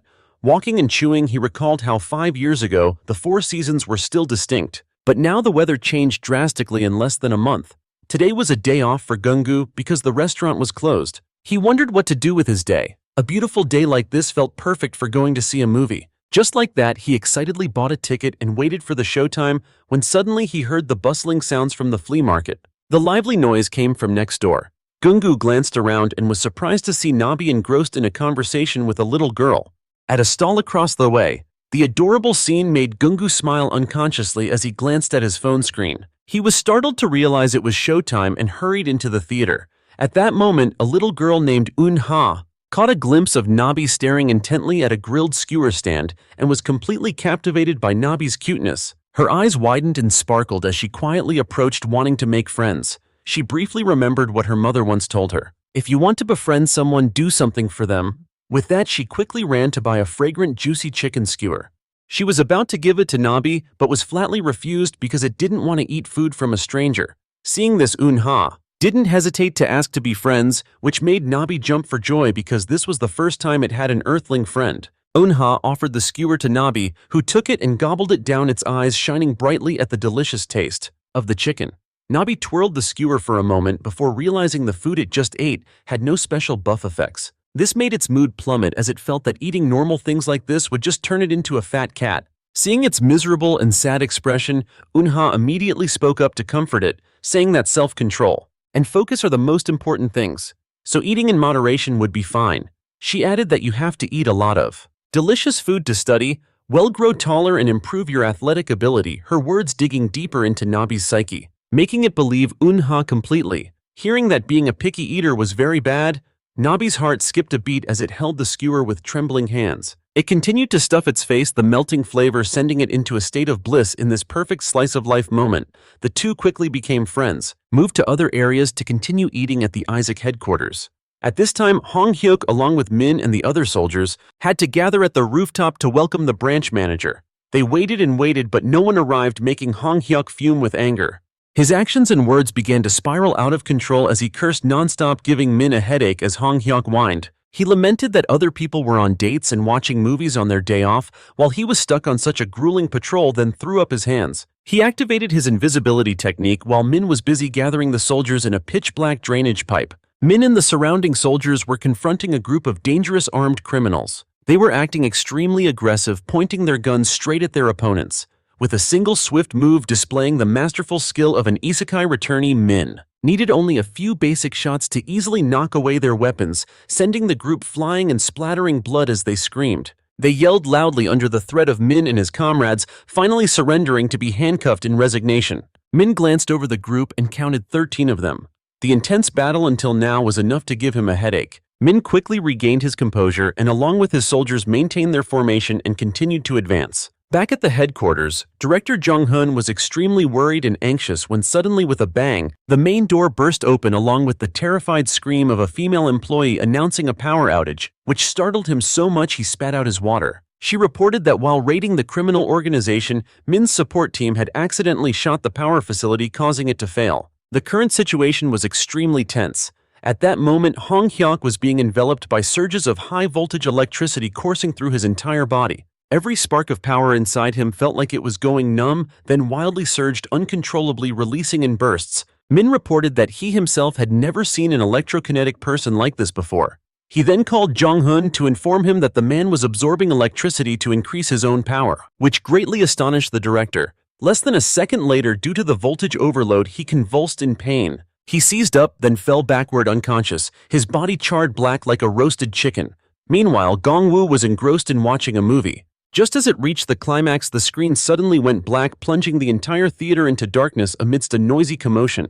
An employee hurriedly bowed and apologized, explaining they couldn't continue the screening due to the power outage, leaving Gong-woo stunned. Unsure what expression to make in this awkward situation, he painfully dragged his feet out of the theater, his heart still aching over the great movie he couldn't finish. A wave of peak frustration washed over him, making him cry out tragically. Arriving home, Gong-woo opened his refrigerator and breathed a sigh of relief upon discovering his house still had power. If his ingredients had spoiled, it would have all been for nothing. He loosened his collar and sighed deeply, feeling that while these were just trivial annoyances, in a classic slice-of-life turn of events, many small things piling up could cause him stress. In times like these, Gong-woo decided that eating was the only way to de-stress. He reached out and took out an incredibly cute penguin-shaped bingsu machine. His face lit up with excitement as he told himself he would make a delicious bingsu ready for his own cooking manhwa episode. For Koreans, bingsu is mainly red bean-shaved ice with toppings like jelly and grain powder on top of the beans. But the thing Gong-woo remembered most was the alcohol-infused bingsu that his late grand. He fondly recalled how he had promised himself that when he grew up he would definitely try its taste, and so he decided to give it a try. First he added sugar and used magic to make the milk curdle. He puts it into the penguin-shaped bingsu machine, then pours on some condensed milk and tops it with finely chopped fruit, and finally the most important ingredient of all, wine. After fumbling around in his dimensional bag for a moment, Seung-woo pulls out a bottle of 500-year-old wine, a gift he received from a king long ago. The flavor of this ancient wine is simply divine, drizzling a few drops onto the bingsu. Seung-woo scoops a spoonful to his lips and tastes it with satisfaction, feeling the fiery kick of the wine and the chill of the bingsu were a perfect match. Together it's a taste that feels like it's freezing and melting in his mouth, at the same time a perfect flavor profile. This is the taste. He's always been searching for. The hot wine burns away stress, while the cool ice refreshes the spirit. He chuckles, realizing that he himself has grown up enough to understand an old man's pleasure in eating it. Suddenly, Nabi bursts in with unha, and the little girl politely bows, asking if Seung-woo would let them stay there because of a power outage at their home. Even though it's his day off, she's a guest brought by Nabi, so he wants to treat the little girl to something special. Noticing Nabi and unha staring intently at the bingsu machine in front of him, Seung-woo immediately whips up a new batch of bingsu for both of them, a kid-friendly version. Seung-woo is in the kitchen washing dishes when he sees Min and Hang Hyuk enter with scowling faces, startling him. He silently thinks what a couple of downers to see first thing in the morning. The two of them storm over and flop onto the table, sighing wearily, leaving Seung-woo baffled and wondering what on earth is wrong with these two goofballs today. Min explains to Seung-woo that after hearing a high-ranking official was coming for an inspection, he immediately went and wiped out nearly all the criminal organizations. As he speaks, he furiously grabs Han Hyuk's head and they start bickering non-stop. Adding to that, the division commander didn't arrive as planned, which made them both furious. All that rage was then directed at Hang Hyuk because of this, they came here hoping to salvage the day with a delicious meal from Seung Woo, whose own frustration had already boiled over. Seung Woo cracks a small smile and heads back to the kitchen, announcing he'll cook something delicious, which is met with joyful cheers from Min and Han Hyuk. Meanwhile, over at the Spatial Rift Management Department, Pero, a beastman who fell to Earth after being caught in a rift, is engrossed in a book when Ji-hyun suddenly enters and places a stack of documents on his desk, startling him. She smiles brightly and tells him that she just received orders to temporarily assist the Rift Management Department, so she came by to introduce herself. Pero is busy clutching his stomach, saying that Earth food doesn't agree with him. Not that he's stressed from work, his honest personality makes Ji-hyun take a real liking to him, unlike her boss Han Hyuk. Hearing Pero endlessly praise Han Hyuk gives Ji-hyun the creeps. He continues saying that it really seems like he just can't stomach the food on Earth, so that's why it's so difficult for him to eat. Pero has even tried eating raw food, but it still didn't feel right at this point. His homesickness begins to well up, bringing tears to his eyes. Ji-hyun stands by his side, gently patting his shoulder to comfort him, when she suddenly remembers someone and then quickly gives Pero a recommendation.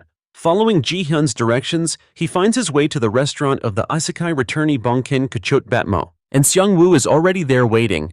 He gives a pleasant smile and says he already got a heads-up message, but he can't let Pero inside because his fur would get all over the place in the restaurant, making Pero so sad he starts to cry without a sound. A moment later, Pero is sitting in the middle of the courtyard, looking around and waiting for Seung Woo to come back from inside the restaurant's window.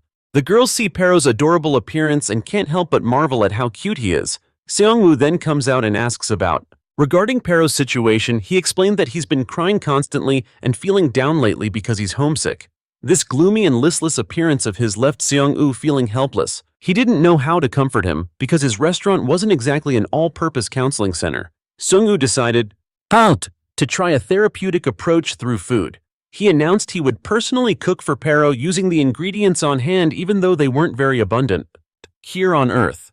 As an isekai returnee, he briefly scratched his head, recalling that in the world he once lived in, there were also beastmen who were bears. However, they were not the same species as Pero. They were the Uruk beastmen, a warrior race summoned to Terra from this world, who were extremely fierce and violent, unlike the adorable Pero standing before him. Seung Woo quietly stood up and went inside to prepare the ingredients for this cooking manhwa moment. A short while later, Nabi pushed out a cart filled with countless cooking ingredients and convenient kitchen tools. The ingredients Seung Woo had today included phoenix feathers, leaves from a 1,000-year-old lingji mushroom, and the wings of Thais, a wyvern. 3 hours passed, and then another 3 hours. The sky had already grown dark, but it seemed the situation wasn't improving at all. Pero's expression hadn't brightened one bit. Seung Woo was too frustrated to even speak after he had made so many delicious dishes. But Pero and Nabi showed no reaction at all, even after cleaning countless plates. Pero looked troubled, scratching his head and ears with a sad expression. He explained that he used to live in a small suburban area. He glanced up at the sky thick with clouds and sighed. After a moment of contemplation, he quietly said goodbye to Seung Woo and left. It was dark and also time for Nabi's exercise routine. Nabi stretched and ran out to the grassy area in front, letting out a powerful roar, then relentlessly swung his arms and legs, punching the air with a thud. The force of his movements created waves of power in the air, leaving Pero astonished. Seung Woo explained that Nabi was intentionally trying to burn off energy because he belongs to the Alos warrior clan, small but mighty. In a classic slice-of-life scene, Pero quietly watched Nabi run back and forth before him with a hint of admiration. Seeing this, Seung Woo encouraged Pero to run with Nabi if he wanted to. This made Pero hesitate because up until now, he had only ever worked and read books, so he didn't know if he could even run. Seung Woo was shocked to hear from Pero that for the past 3 years, he had only worked and read without any exercise. This was a huge problem because he was a beastman, and no matter how much a beastman acts like a human, they must not forget, and that half of them is still an animal. Therefore, if they neglect their natural instincts, they can easily get sick.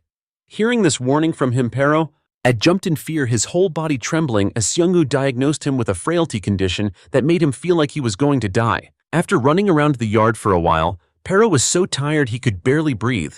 Even though he had only been running for less than 30 minutes, he flopped onto the ground, panting heavily. Seung Woo noted that since Pero was a beastman, just a little exercise like this would It's not have a significant effect which gave Pero goosebumps. Suddenly, Nabi rushed over and landed with a thud. Right on Pero's stomach, startling him. Having an adorable cat lying on his belly like that made Pero feel a little shy and embarrassed. Nabi continuously bounced on Pero's chubby belly, explaining that this was a secret massage technique of the Ullos clan that helps reduce fatigue and muscle soreness and doubles the fat-burning effect after exercise, which left Pero utterly amazed. At this unexpected effectiveness, Seung U felt that Pero had absolutely no wildness in him at all. He then turned and went back into the kitchen to prepare the next dish. It was Frank Bok's a kid's meal recipe passed down from the gladiator family of Terra. This children's dish from the Franbox family. Gladiators, unlike knights, believe that winning a fight is the most noble pursuit. Therefore, if a family had a child who disliked fighting, it was considered a great disgrace. The Franbox family would feed the child a special dish designed to boost energy and awaken their competitive spirit. As someone with an education background, Seung Woo felt this method wasn't very positive, but learning it wouldn't be a waste, so he began to prepare it. The main ingredient is wild fishing beef, and the most important part of this cooking manhwa recipe is that it's for a child, so it must be made easy to eat. Seung Woo immediately brandished his knife, chopping continuously, and in just a moment he had a perfectly minced pile of meat. Next he added pepper and rolled it into balls. Up to this point it was a dish anyone could make, not the family's secret recipe. As an isekai returnee, Seung Woo gently waved his hand, creating a stream of magic from the ice dragon that he passed over the meatballs. Since the fundamental principle of this spell is freezing, it would maximize the effectiveness of the magical attribute. After finishing, Seung Woo immediately brought it out for Pero, who was lying listlessly on the ground, to try. He happily took it, drizzled sauce on it, and shoved it straight into his mouth, chewing voraciously without leaving a single scrap. As each piece of meat slid down his throat, Pero suddenly felt a chill and clutched his mouth as if he were about to throw up. Less than 1 second later, he began to tremble and transform into a truly ferocious, bloodthirsty bear, which made Seung Woo extremely satisfied. He then set up targets one by one for Pero to punch and kick, and just like that, he and Nabi continued setting up the training until morning. Jo Hee came to the restaurant for breakfast and mentioned that Pero had called in sick today. Then she thanked Seung Woo. She wanted to repay him for helping Pero, and though she was just being polite, Seung Woo actually agreed. His face took on a mischievous expression as he turned to rummage through the refrigerator, causing Jo Hee's face to turn pale with fear. When she realized he intended to feed her the same dish Pero ate last night, she hastily stood up to refuse, but it was too late, because Seung Woo had already started cooking. While cutting radishes, he used too much force, causing the knife in his hand to snap in two. He rummaged through his inventory but couldn't find any cooking knives, and he certainly couldn't use his holy or demonic swords for cooking. With that, he decided he had to buy a new knife, a common slice-of-life errand, so Seung Woo and Nabi headed out together. He felt that knives sold at supermarkets or markets were too limited, so he decided to go to a blacksmith to see what they had. The two finally arrived at a huge workshop thanks to an invitation card Seung Woo had received at City Hall. Greeting them in the lobby of the Crystal V workshop was a guide named Si Nare, with a bright smile on her face. Seung Woo said he wanted to buy a cooking knife, which Nare misheard as a sword, so his actual request left her quite astonished. On the outside she was smiling, but inwardly she was relentlessly cursing Seung Woo. She informed him that they currently didn't have any cooking knives, so if he wanted one, he'd have to place a custom order. Hearing Seung Woo agree in an instant made Nare grit her teeth. It would cost hundreds of millions. Yet he just said to do it like it was nothing. It was truly unreal. She broke into a sweat as she took out her notepad. She asked if Seung Woo had a specific artisan in mind for the custom order. Hearing that Seung Woo requested an elf, and she immediately invited him toward the elevator. Meanwhile, Nabi sadly mentioned that he doesn't like elves because they're weapons. Seung Woo hated it, but didn't know what else to do because dwarven artisans were picky about their clients, while elven artisans believed the weapon chooses the person. Finally, the two of them arrived, and as they stepped into the hallway, a sudden bone-chilling cold swept through, making them shiver. Seung Woo followed the icy aura and was incredibly surprised to see that the elf was female because due to issues of power and physical strength, the elven blacksmithing school was mostly passed down to male heirs. She looked up and saw Seung Woo staring at her intently, which startled her.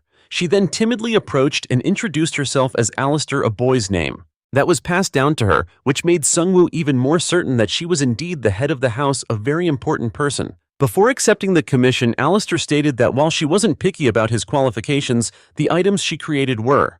Secondly, if the item didn't choose him, she would neither refund his money nor give him the weapon. Thirdly, she had been in Korea for 2 years now, but none of her creations had chosen anyone yet, which made Nabi stomp her foot, feeling it was completely unfair. However, Seung Woo agreed without a second thought, stating that he needed a cooking knife about the size of a Chinese cleaver. Alistair considered it briefly, then showed Seung Woo the price list on a screen. The endless string of zeros displayed on the screen horrified Nabi. As Alistair worked, she invited Seung Woo to stay and watch, but he declined.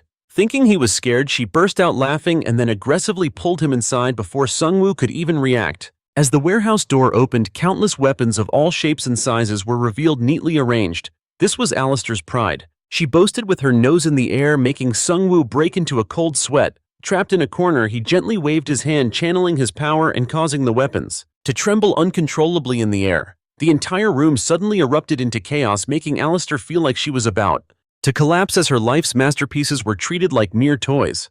10 years ago, back when the isekai returnee Seung Woo was still a hunter in another world, he was always called the Elf Item Slayer by elven warriors during gatherings because of his ability to effortlessly attract magical items and weapons, and today history was repeating itself as a vast number of Alistair's weapons simultaneously flocked around him like adoring fans, a bizarre slice-of-life moment that left her crying helplessly. Unable to understand what was so attractive about Seung Woo, he sighed and ran his hands through his hair, hearing Alistair repeatedly call him a seducer, which annoyed him to no end because it was an ability he couldn't control himself. It just manifested unconsciously. Hit with this unexpected turn of events, a furious Alistair pointed directly at Seung Woo and cursed him, which made his blood boil. He didn't know how to make her understand. She was currently in a complete panic as all 88 of her beloved weapons had turned their attention to Seung Woo. Hearing Alistair's curiosity about how many elven items he possessed, Seung Woo mumbled and calculated for a moment before saying he had roughly around 500 pieces, which left Alistair's jaw on the floor. She thought about her 88 beautiful children following someone with 500 elven items like Seung Woo.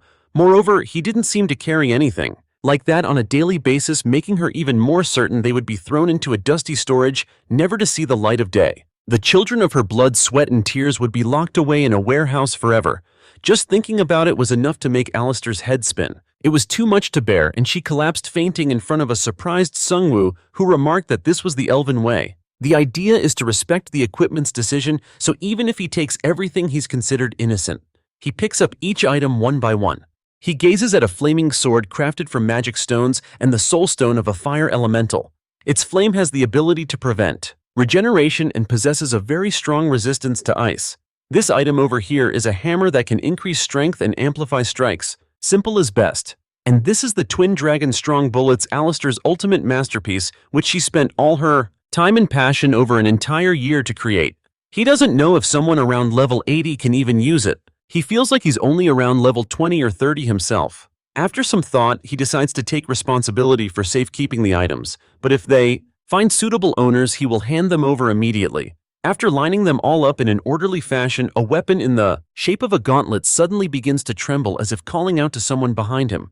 He quickly calls Nabi over and tells her that these two gauntlets are looking for her, which makes her incredibly surprised.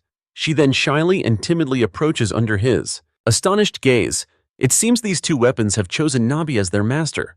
This makes her so happy she can't describe it, her eyes sparkling brightly as she receives her very first weapon, the Infinity Gauntlets. While he happily takes a picture of Nabi with her new gear, Alistair is inside, crying her eyes out because she has to forge a kitchen knife for the man who just swindled away all of her beloved children. What a painful ordeal. Alistair's fuming and begrudging appearance makes him burst out laughing. She continues to stare daggers at him, crying without tears and vowing to never let him set foot in her workshop ever again. Hearing his yelling into Alistair's ear, she annoyingly shouted that it was finished, then handed him a cleaver she had made in just 1 hour amidst a storm of chaotic emotions. He happily takes the knife and gently runs his finger over the polished blade, which is engraved with Alistair's name. Feeling its perfect and solid weight, he is extremely satisfied. He laughs heartily, praising her work and saying that he will put this to good use. As for the other items, it's all up to luck, which nearly makes Alistair lose her mind. Just kidding, he says. He's already made a deal with the other weapons. If a suitable master appears, he will hand them over. Alistair wonders if they'll ever find suitable masters since she hasn't met a single one in the past 2 years. He lets out a slight, mischievous smile and says he's thought of a way. And so the very next day, standing tall in front of his restaurant is a challenge sign. Anyone who can finish his brutally spicy dish within the time limit will be awarded a piece of equipment from the master artisan. That sign successfully grabs the attention of hunters from all the neighboring regions. The front of the restaurant is soon packed with people coming and going, all drawn by the allure of the rewards. Unha and Nabi watch from a distance, feeling that today the place is much more crowded than usual. They guess it's probably because of the new menu, which includes some terribly tasting demon food that's only suitable for adults. The two of them continue to play catch.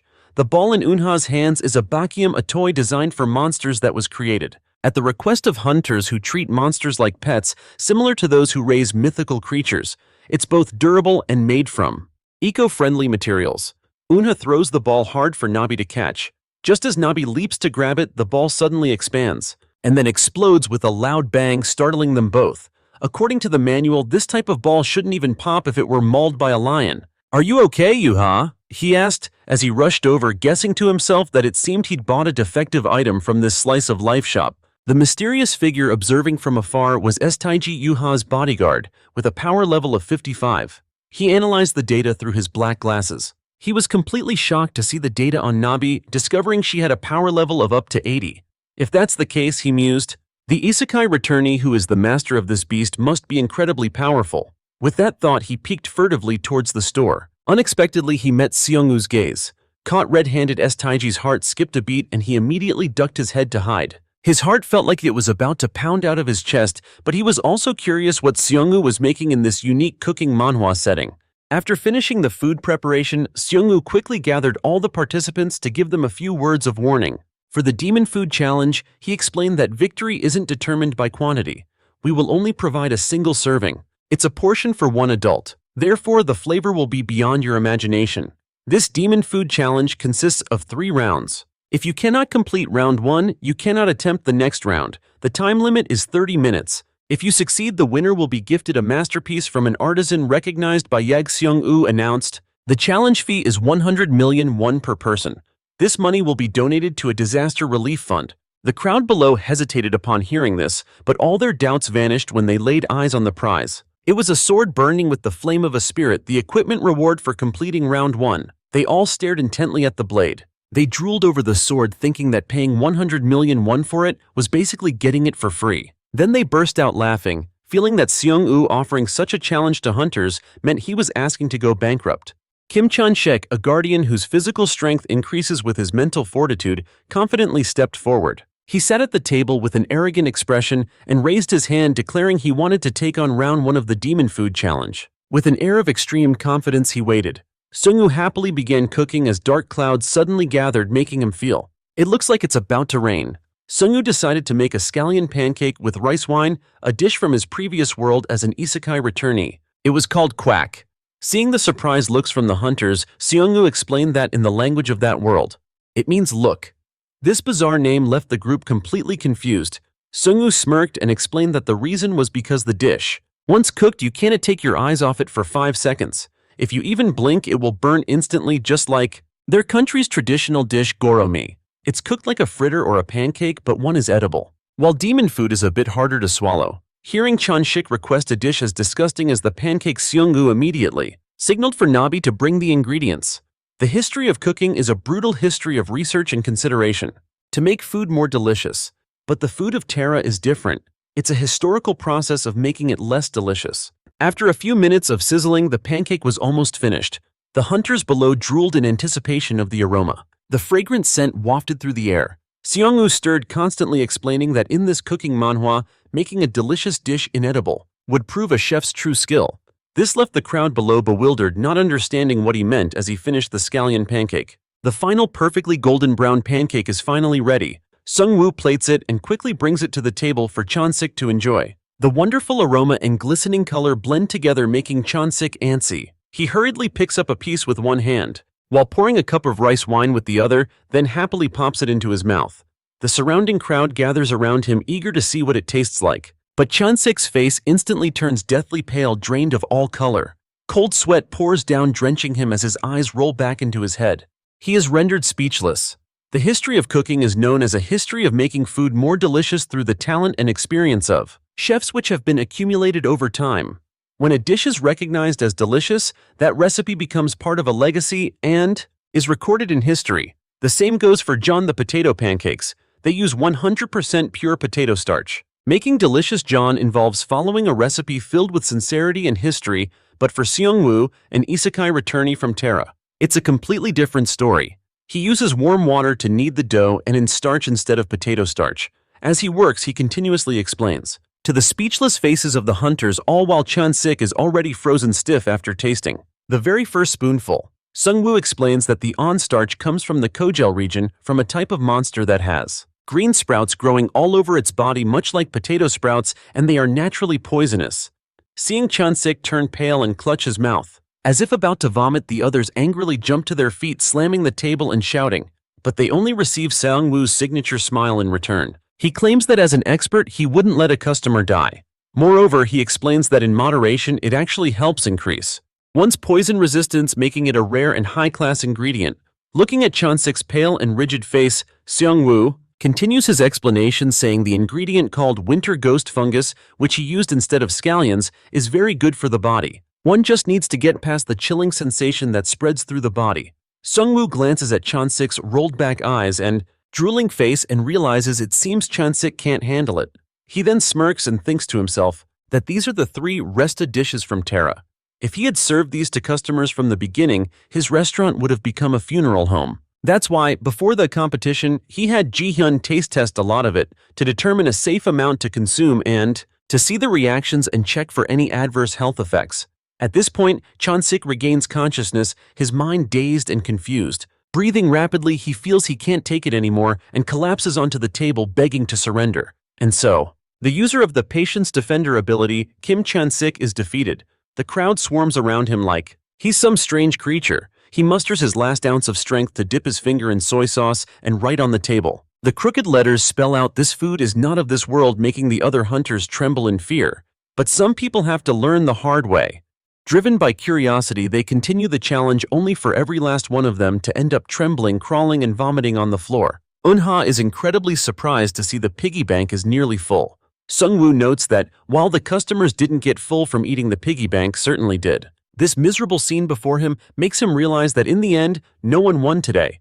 This slice-of-life moment is surprisingly chaotic. The poison resistance dish that Seung Woo painstakingly prepared is based on a simple principle. No matter how strong a person is, there are still many instances where they can be poisoned, just like in the demon realm, the final destination for adventurers and heroes, where the very air is toxic. This is a core concept in this cooking manhwa. It is also a toxic environment. That is why adventurers and heroes consider acquiring poison resistance skills a top priority. As an isekai returnee, Seung U felt that people on Earth rarely had poison resistance because their advanced science and technology made it unnecessary. You could wear a gas mask, but they had many drawbacks in his era. If he discovered poison water, he would, take a bath in it. Eunha stood by, confused, listening to Seung U's long ramble, and suggested he just needed to cook delicious food. But it wasn't that simple, as Seung U explained that in this bizarre cooking manhwa world, he created the worse it tasted, the better its effect on the body. He saw the little girl's blank face, realizing the concept was too complex for her, but in a charming slice-of-life moment, Eunha was still excited to hear him continue. But it was already too late. He put the backpack on the little girl and advised her to go home, causing Eunha's face to fall like a deflated balloon. The door swung open and the bodyguard TJ entered to take Eunha home, but she insisted on staying because Nabi was almost done with her bath. The warmth of the little cat's paws made her love it so much she couldn't bear to leave. TJ's face darkened for a moment, but he finally agreed to let her stay for another 30 minutes, which delighted Eunha. They both went into the shop to wait, and TJ noticed a contest announcement. He then spoke up, asking to try participating, which greatly surprised Seung U, who gave a sly, knowing smile. The two quickly moved outside, where Seung U received a check for 100 million won from TJ and saw the name written on it. He paused for a moment. Seeing Seung U's expression, TJ sighed in frustration and slightly loosened his tie. He clarified that he had no connection to the singer. Seung U was thinking of adding that he gets these strange reactions so often, he's sick of it. Seung U was surprised to hear that TJ had never listened to the music of the singer who shared his name. He wondered if it was a generational gap. The dish was quickly completed and brought out. TJ stared intently at the pastry on the table, worried that something bad would happen after he ate it. He heard Seung U ask for the reason he wanted to eat it. He simply stated it was because he wanted to increase his poison resistance, something his instructor always emphasized. He had to increase his poison resistance as quickly as possible, yet a year had passed without any significant results. Hearing this, Seung U guessed that he either lacked aptitude or the dosage he was taking was too weak.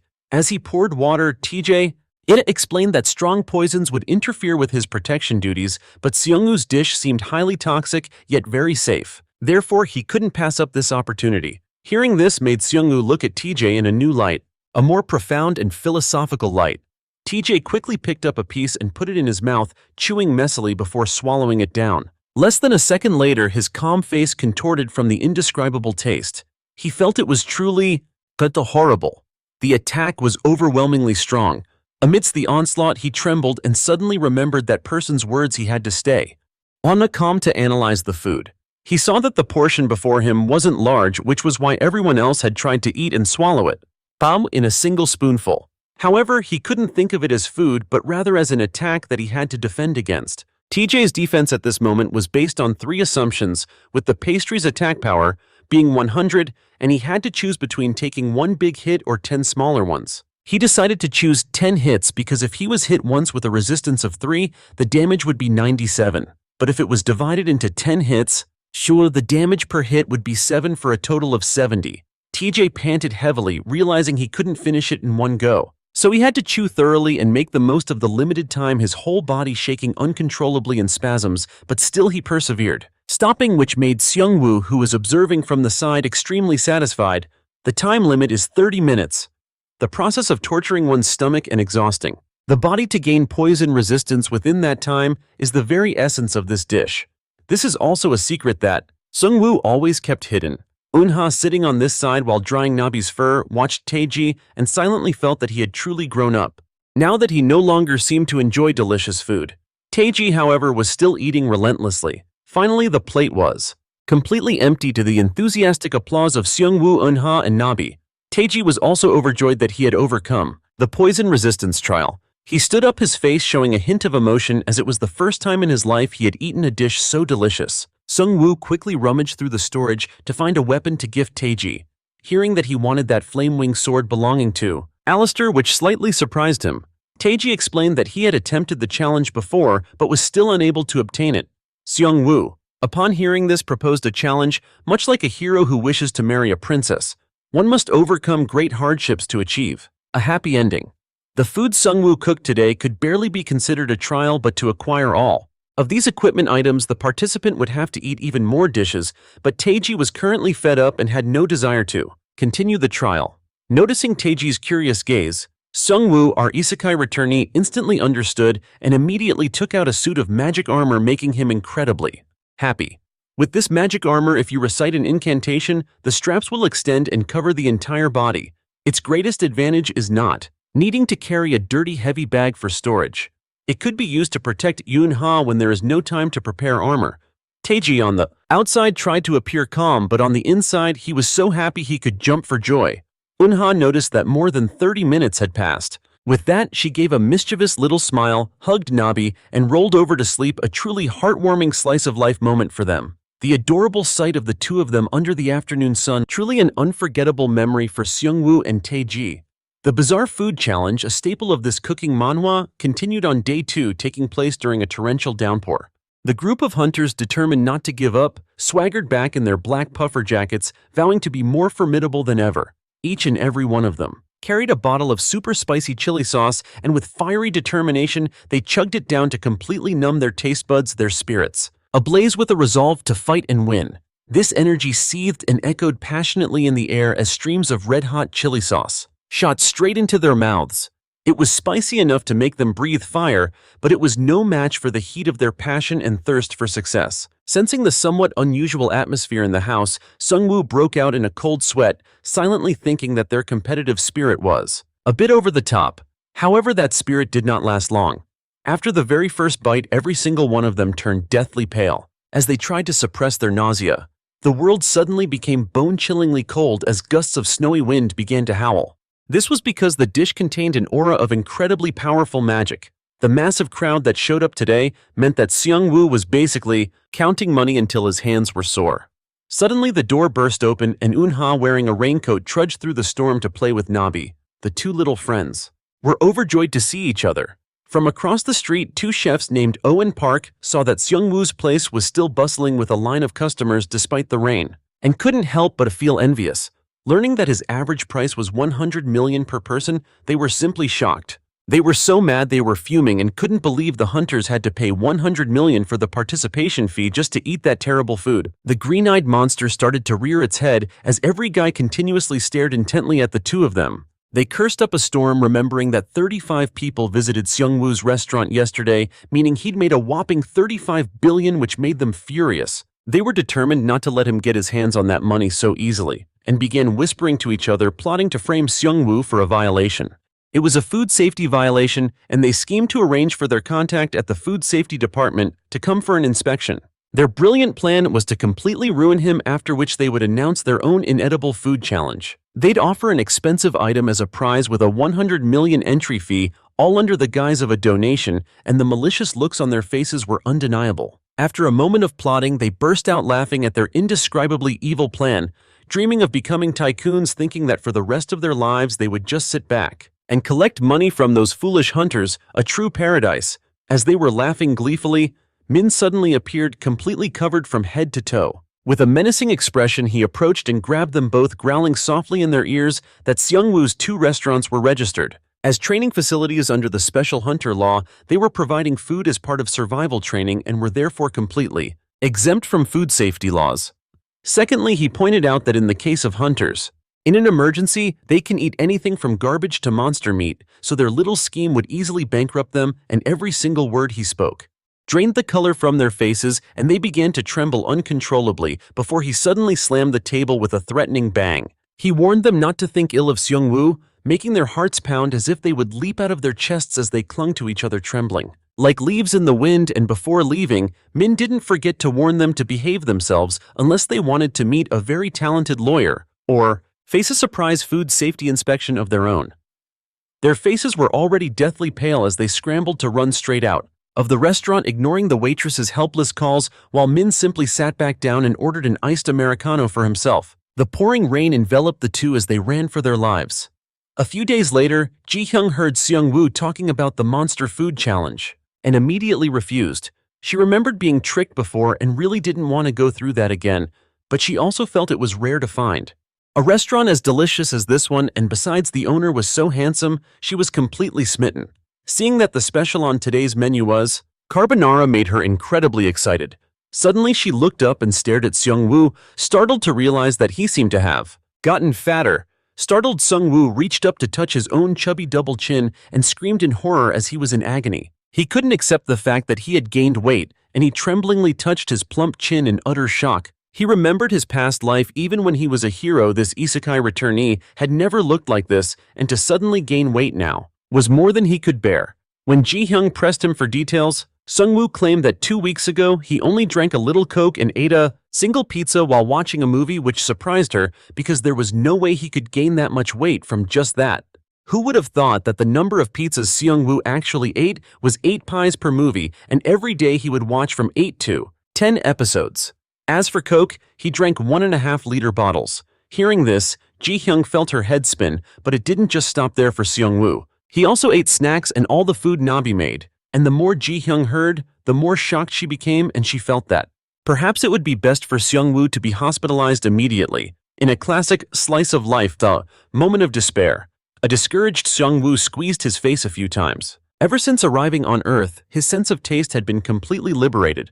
For the star of this cooking manhwa, not being able to eat delicious food anymore would be an absolute. After a short wait, Ju-hyung's carbonara was finally ready, and she stared in bewilderment at a mountain of creamy pasta piled high on the plate. It seemed like a bit too much, and there was even a complimentary glass of fresh cream on the side, making her briefly suspect he was intentionally trying to make her gain weight with him. After all the guests had left, Seung Woo dejectedly held his head and sobbed when thinking about his weight. As an isekai returnee, he was simply missing his old world and enjoying some good food while watching a movie, but he never imagined the consequences would be this dire. In a fit of despair, Seung Woo frantically screamed and slammed the table, blaming himself, while next to him, Nabi was also crying its eyes out because it had also developed a potbelly out of nowhere. Seung Woo sighed. "Nabi, if you get fat, you're still a cute cat.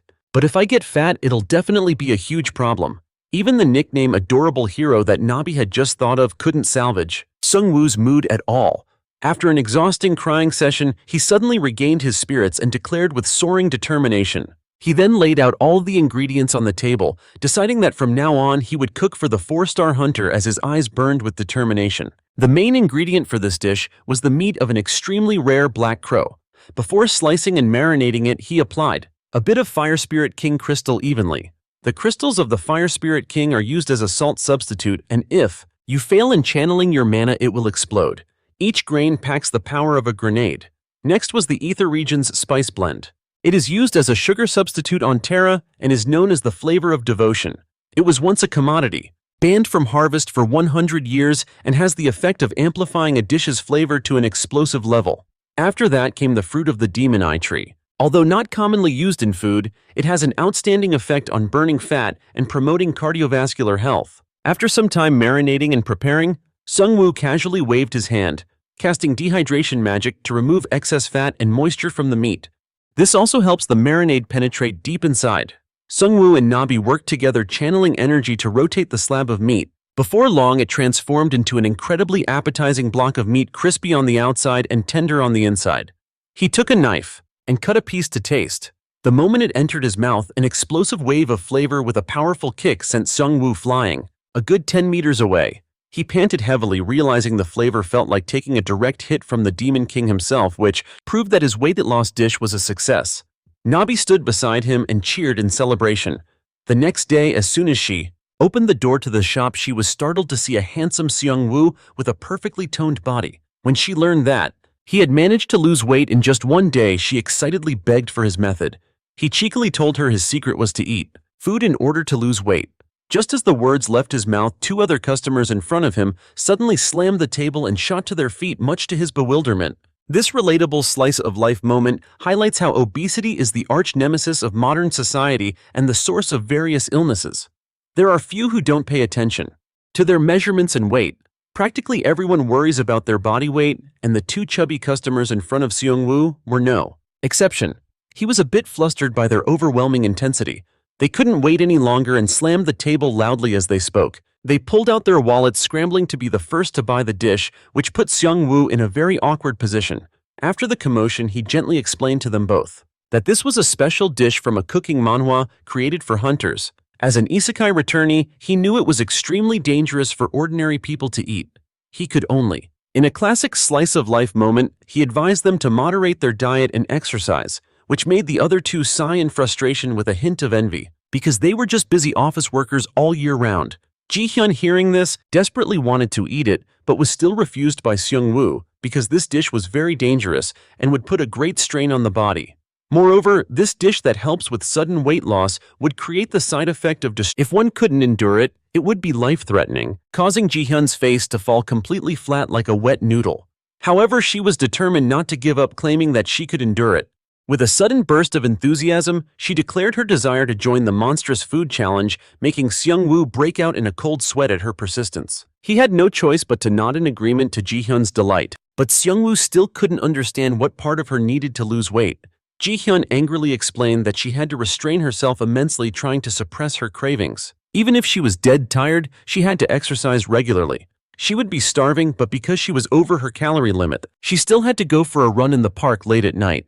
These relatable slice-of-life struggles caused her immense distress, and seeing that Seung Woo still didn't seem to understand, Ji-hyun furiously shouted out all her deeply hidden frustrations, making him stagger and his ears ring. Faced with Ji-hyun's audacity, he told himself he definitely had to make the dish especially terrible. With that, he turned and went into the kitchen, deciding to make it for her after the other 2 customers finished eating. Those 2, meanwhile, had been sighing endlessly, dejected, knowing they had no other choice but to do a full-body workout. They groaned in frustration and fatigue, making Seung Woo, who was inside, feel a bit guilty. In the other world, since there was no such thing as obesity, the isekai returnee had forgotten about it here. While racking his brain, he saw Nabi walk by, which immediately gave him a great idea. Seung Woo quickly called Nabi over and reminded him of the hero's gymnastics he had learned before. He then cheerfully snapped his fingers and discussed something with Nabi for a while. Down in the kitchen, Erebos was originally a domestic cat of the most advanced, all-purpose type with a spirit of service. Due to this trait, there were many cases where heroes turned into pigs and lost all their fighting strength. If they didn't exercise, even secret mage techniques would be useless. Therefore, the secret techniques of the gods were all passed down to Erebos, and just like that, Nabi became the physical education teacher for everyone. He seemed to be a rather strict and meticulous teacher for these students whose bodies were already out of shape. They worked tirelessly, training under Nabi's dedicated instruction. Ji-hye, watching from a distance, felt a bit of second-hand embarrassment for everyone. The next day, Min-jun came to the restaurant to eat and also decided to join the challenge, which made Seung-woo very pleased because it was also about time for him to graduate. Everything had changed a lot since the old days. Since it had been a while since he saw Han Hyuk, Seung-woo quickly asked about him. He was told by Min-jun that Han Hyuk was currently taking a long break due to burnout syndrome, all because of overtime and having no time to rest. Besides that, the fear of dropping out of the top 100 ranks made him even more anxious. He never knew when his rank would plummet uncontrollably. Seung-woo was a bit surprised, not expecting Han Hyuk's mental state to be so fragile. Min-jun said that Han Hyuk hadn't been focused on missions before either. Now he was resting at home and even drinking, which made Seung-woo pause and think. After some bustling around, the first round dish for Min-jun, a specialty fitting for a Therapeutic cooking manhwa, was ready. He broke out in a sweat, staring intently at the plate of pastries before him with an unreadable expression. He then took a deep breath, trying to regain his composure. His chopsticks froze when he saw Gong-u about to take a picture. A classic scene in any cooking manhwa. Gong-u explained he would photograph the challenge winner to hang on the wall, even though Min hadn't taken a single bite. But as a seasoned isekai returnee, he was incredibly confident he could do it. Because when you hunt a tiger, you only reload when you're certain you can catch it. Hearing these words of encouragement from Gong-u, Min felt completely at ease as he picked up a small piece and put it in his mouth. In a flash, 30 minutes later, the plate was scraped clean, and so on that legendary wall appeared a picture of TJ and Min looking unbelievably goofy. His prize was a magic sword coursing with an electric current that ran along its blade. If an opponent was struck by it, they would be knocked unconscious. Gong-u held out a cutting board, wanting him to give it a test throw. Min immediately threw it with all his might. The tremendous force punched a huge hole right through the cutting board. Gong-u mentioned that it still had another skill. That skill was its ability to be thrown and then recalled without any trouble. Hearing this, Min broke into a wide grin that stretched from ear to ear. In a perfect slice-of-life moment, Gong-u couldn't resist capturing that radiant smile.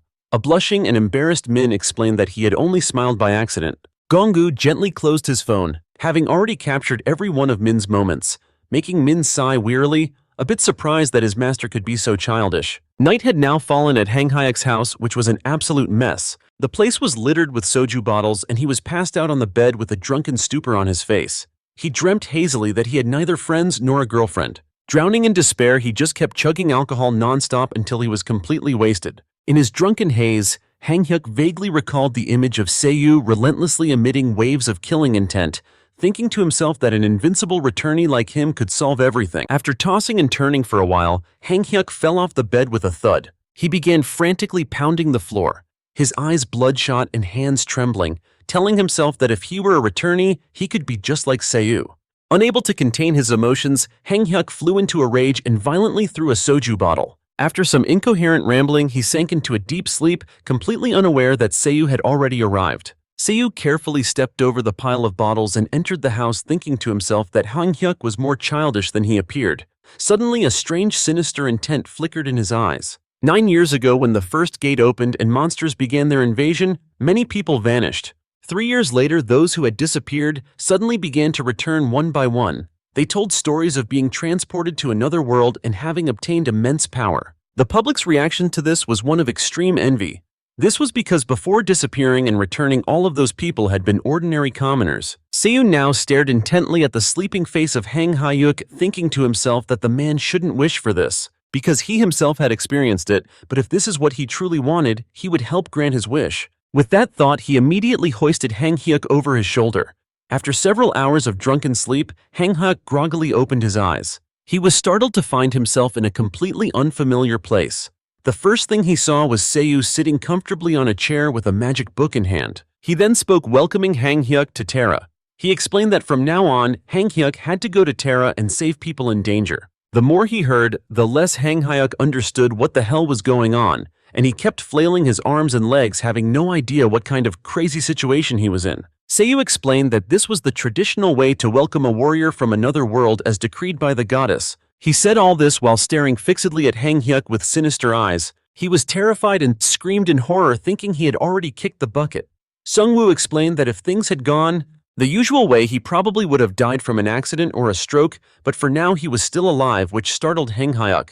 His heart skipped a beat as he demanded to know why he was in this place. Seung Woo quickly explained that Hang Hyuk himself was the one who insisted on coming. He then rattled off the long list of things Hang Hyuk had said while drunk the previous night, making Hang Hyuk fume with rage because those were just drunken ramblings. Seeing Seung Woo's smug expression, Hang Hyuk furiously cursed him under his breath. He couldn't understand why he would suddenly be brought to another world like this. Suddenly, he had a startling realization. If Seung Woo could bring him here, then he must also be able to send him back. He then realized that perhaps Seung Woo was just looking out for him.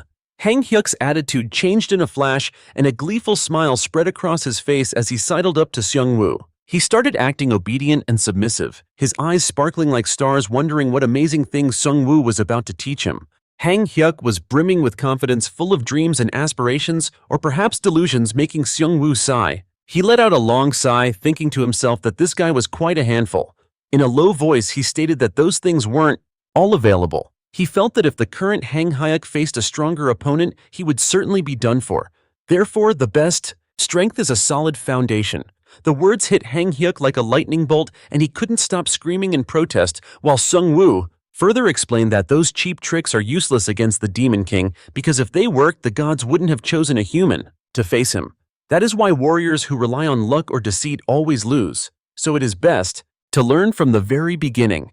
Hang Hyuk's face turned black with fury at Seung Woo's mocking tone, and in his heart he relentlessly cursed his ancestors. Seung Woo then mentioned that Hang Hyuk was in a much better position than he had been at the start because Hang Hyuk was already an experienced hunter with combat skills.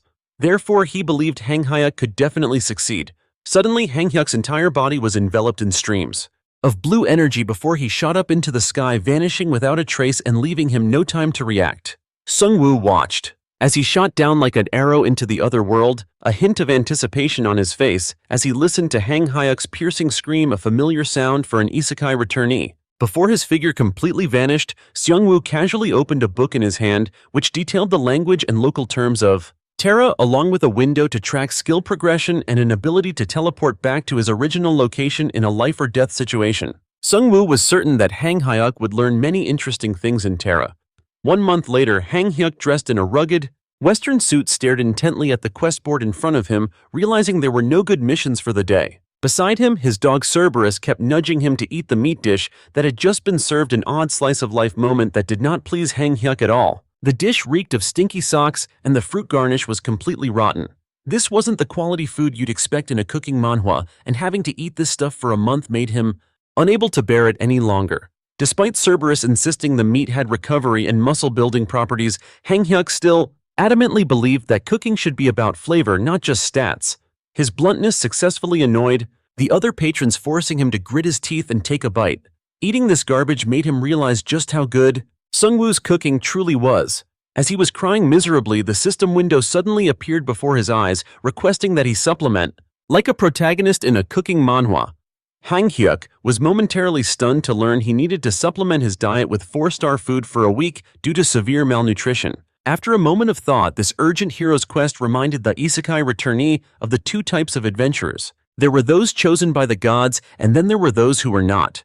With a confused look, Hang Hyuk silently wondered if he himself had been chosen by a god. After scratching his head for a moment, he spoke up and asked what the difference was between the chosen and the unchosen. Kus hurriedly explained that the biggest difference lies in the quests they receive. A quest from a god makes it much easier to level up. The rewards received are also a significant advantage. As for the criteria for being chosen or not, Kus explained that during a summoning, if a god personally performs it, the person is 100% chosen, or if someone appears on a god's behalf, they are also chosen. Hearing this, an image of Kus immediately flashed in Hang Hyuk's mind, though he still couldn't believe he was a god. He privately guessed Kus was more likely a representative. Kus quickly continued, saying there was one more scenario: finding a hidden piece. A mysterious piece like one found by exploring a dungeon or discovering treasure. If you do something to catch a god's eye, you might also be chosen. It's a case of being chosen later. Hang Hyuk broke into a sweat, revealing that he had previously found many hidden pieces in the game. Specifically, he had found 2 pieces. The hope of now being chosen made Hang Hyuk significantly more confident. He felt that the condition for the hidden piece was likely eating only one type of dish for an entire month. With that thought, he slammed his hand down. He wanted to know how to identify the god who issued the quest. Kus explained that there's an engraved pattern on the bottom right of the quest window. You just had to ask a temple priest to identify it. Overjoyed, Hang Hyuk immediately left for the church, where the priest told him the deity was the god of the sword, victory, and gluttony. Hang Hyuk suddenly laughed, guessing the sword part meant a blade that could finish anyone it met. However, he didn't quite understand the gluttony part. The priest was also confused, stating that he had never before seen a god with 3 associated attributes like that. Thinking about the reward he would receive after completing the challenge, made Hang Hyuk ponder deeply. He realized that if he got an inventory for himself, he would no longer need to carry heavy luggage. He also wouldn't have to hide his wallet in his pocket for fear of pickpockets. Filled with enthusiasm, he decided to accept this quest. Following the directions, Hang Hyuk headed straight north toward the Winter Spirit Festival, his own spirit burning with aspiration. Burning with desire at the desolate pantheon high in the mountains, Kus stared intently at the inscribed stone tablet before him. He was the god of the sword, victory, and gluttony. According to the human limit of level 98, he would achieve godhood after gaining one more level here. At that time, a divine name fitting his achievements would be engraved in the pantheon. Kus's first divine name was Sword, which he had to prove by reaching the highest realm as a swordsman. After that, the god's next level was 198. Reaching 199 would grant him another divine name. After a long journey and many battles, Kus had already reached level 200. He then attacked the Great Demon King and earned his second divine name, Victory. He had to simultaneously prove both divine titles. The god of the sword must be the strongest sword user, while the god of victory must remain undefeated. If he failed, he would lose his divine power. Kus smirked, feeling that when it came to the sword, no one could surpass him and he had no intention of losing. But that third divine name? As for his grotesque gastronomy skill, he still didn't quite understand it. Seung U sat down dejectedly on the ground, remembering that he had to cook for others to level up, but he didn't become a god of cuisine, but instead turned into a god of grotesque gastronomy. He silently guessed it was probably because Hestia was still around, and after thinking, Seung U sighed and flopped onto the ground, feeling that for now just being able to level up was good enough. You never know if someone like a Demon King might appear, so he needed to rest and recover his strength. He gently pulled out his spellbook, which informed him that Hang Hyuk had completed the mission, and was now allowed to use his powers as he wished, which made Seung U extremely satisfied. Suddenly he sat up with a jolt, realizing that he had forgotten to retrieve the item reward. This sudden realization caused Hang Hyuk over on the other side, who was currently cursing non-stop as his A-rank sword vanished in the blink of an eye. Thwack! A sword fell from the sky, smacking Hang Hyuk right in the face and knocking him unconscious. A bright sunny new day arrived and Hang Hyuk was running for his life at full speed, completely exhausted and running for his dear life. Behind him, an entire legion burning with hatred was aggressively charging forward, rushing at him with countless hammers and sickles in their hands, making him feel like he was about to faint on the spot. A few minutes earlier at the Ghost Festival, the Snow Demon's request was to catch these bright green goblins and cook the spring onions that grew from them in a true cooking manhwa challenge. If successful, one would receive a rare S-rank ingredient and a chance to obtain the Snow Demon's remnant. Hang Hyuk himself wasn't strong enough to capture the Snow Demon leader, nor did he have a team, so he could only scurry around like a rat amidst the fierce competitive spirit of the surrounding teams. While sneaking around, he accidentally bumped into a snow demon, the little monster. That lone green demon got angry and swung its hand, aiming a loving smack right at Hang Hyuk's face, but unexpectedly he wasn't just some pushover and had already activated his invisibility skill. In just the snap of a finger, he could pluck the demon's spring onion with incredible ease. He successfully ate the snow demon's remnant and received an A-rank sword as a reward. However, our hero Seung U didn't show any mercy and threw it right at his face to vent his frustration. And this was the very reason he had to run for his life from those bloodthirsty pursuers.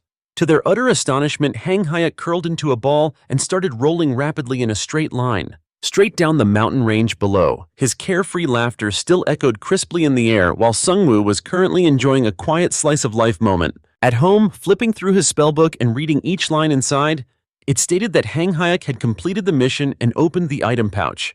But another thief had appeared in Terra. He had used his stealth ability along with his item storage skill to steal many treasures from the planet Hera. Because they couldn't adapt to this situation immediately, the planet had become quite chaotic. The more Seung Woo looked, the more something felt off, and it seemed that fool Hang Hyuk was causing big trouble for him again. That superstar. This audacious Hang Hyuk got stronger the more attention he received, which was truly surreal. Seung Woo had also accidentally unlocked his item storage skill for him, which was like giving wings to a tiger. His title of King of Thieves, level 80, became even more unstoppable as he roamed freely. His evil detecting appraisal eye was just bypassed by Hang Hyuk like that, but he still tried to defend him, feeling that deep down in his heart, he was still a good person. But the more the isekai returnee defended him, the more the situation became a dead end, making Seung Woo break out in a cold sweat. However, even though he had turned off the offering function, Hang Hyuk voluntarily sent the items anyway. It seems that Hang Hyuk was also, how considerate. Seung Woo stared at the book, fuming with rage upon learning about the precious ingredients. This prize previously belonged to those damned nobles. A darkness welled up inside him once more, wanting to use Hang Hyuk's hand to target the old king's treasure. Lost in thought, his sinister demonic energy almost leaked out to the godlike being, who quickly received his approval and immediately mustered his power to summon more people to deal with Hang Hyuk. One night, like any other, quietly arrived. Just as Hang Hyuk was mysteriously lurking on a rooftop preparing to make his move, suddenly a strange girl from behind unexpectedly swung her weapon. In his own shock, Hang Hyuk screamed out loud. When he woke up, he was stunned to realize he had just been dreaming at Seung Woo's restaurant. Sweat was just pouring down his face. It turns out it was all a dream. He shivered for a moment and was startled to discover that his 6 months in Terra were equivalent to just 1 day here. The system even upgraded him from level 28 to 43 in a single night, making Hang Hyuk want to faint. Thanks to him, he had grown stronger so quickly. He then started shouting loudly, thanking him non-stop until Min appeared and smacked him across the face, which finally shut him up. At the Area A branch, Hang Hyuk arrogantly presented his application for the rank-up battle to Min, leaving Min completely baffled. Upon hearing him arrogantly claim to be an isekai returnee, Min of course found it impossible to believe at all. Hang Hyuk scoffed, saying he would register for the rank-up tournament and schedule matches with those ranked 99 to 90. The prize he was betting was a sparkling A-rank magic sword that he had carefully stored in his bag. Only then did Min's eyes widen in surprise, finally believing he was a true isekai returnee. She suddenly gritted her teeth and pulled out the money she lost in a bet with the other members under. It turns out they had been using him as a subject for their bets, making Hang Hyuk's blood boil with rage. He swore he would get his payback soon. Meanwhile, at the shop, Seung Woo was sipping tea while watching the news about Hang Hyuk's exceptional rank-up on television.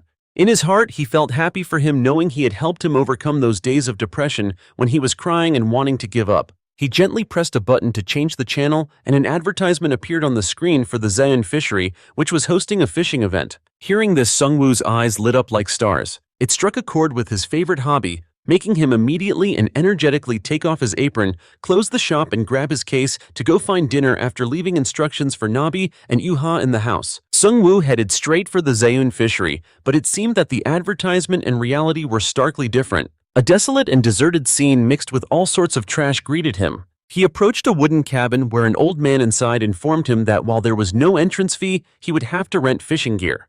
Seung Woo replied that he already had his own gear, so now he just needed. The old man, with a serious expression, quietly and secretly asked him about his hunter's license, because that thing appears here a monster in the lake. This nearly gave Seung Woo a heart attack. He thought it was some kind of sea serpent, but a monster that's easy game. And so under the old man's doubtful gaze, Seung Woo was still determined to go in. The first thing he did was to clean up all the trash thoroughly so he could get in the mood for fishing. This trip reminded Seung Woo of his father and their shared love for fishing. Back in the day, on those rare days off, they would go hand in hand to a reservoir with all sorts of different fish. His father at that time had made a delicious spicy fish stew that felt like a reward, a memory Seung Woo still cherishes to this day. This entire memory feels straight out of a cooking manhwa. After finishing the cleanup, he began to cast his fishing line onto the lotus-covered surface of the lake. This lovely slice-of-life moment showed the water quality was excellent and that he could likely catch. In a scene befitting a strange slice-of-life, Seung Woo skillfully caught a humpback gruntfish, a type of fish that any angler would despise. They appear everywhere, and you are bound to catch one as soon as you pull your line, contrary to its plump and chubby appearance. Its taste is so awful that one bite will instantly obliterate your taste buds. It is just like chewing on sand and dirt with a putrid smell that lingers for hours on end. On top of that, getting a bone stuck is unavoidable, because its bones are both sharp and pointy. Get one lodged in your throat and it is like a permanent debuff. You would have to be incredibly unlucky. to catch this type of fish.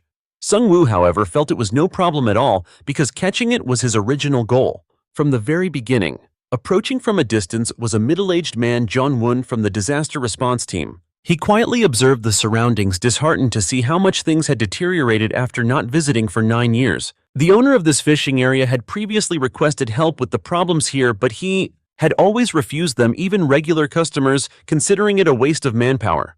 Today, witnessing the severe deterioration firsthand made him feel a bit regretful. According to reports, fishing was still possible here. John Woon walked a lap around the lake area and was startled to find the isekai returnee Seung Woo also present. Encountering him in such an unexpected situation made him slightly anxious.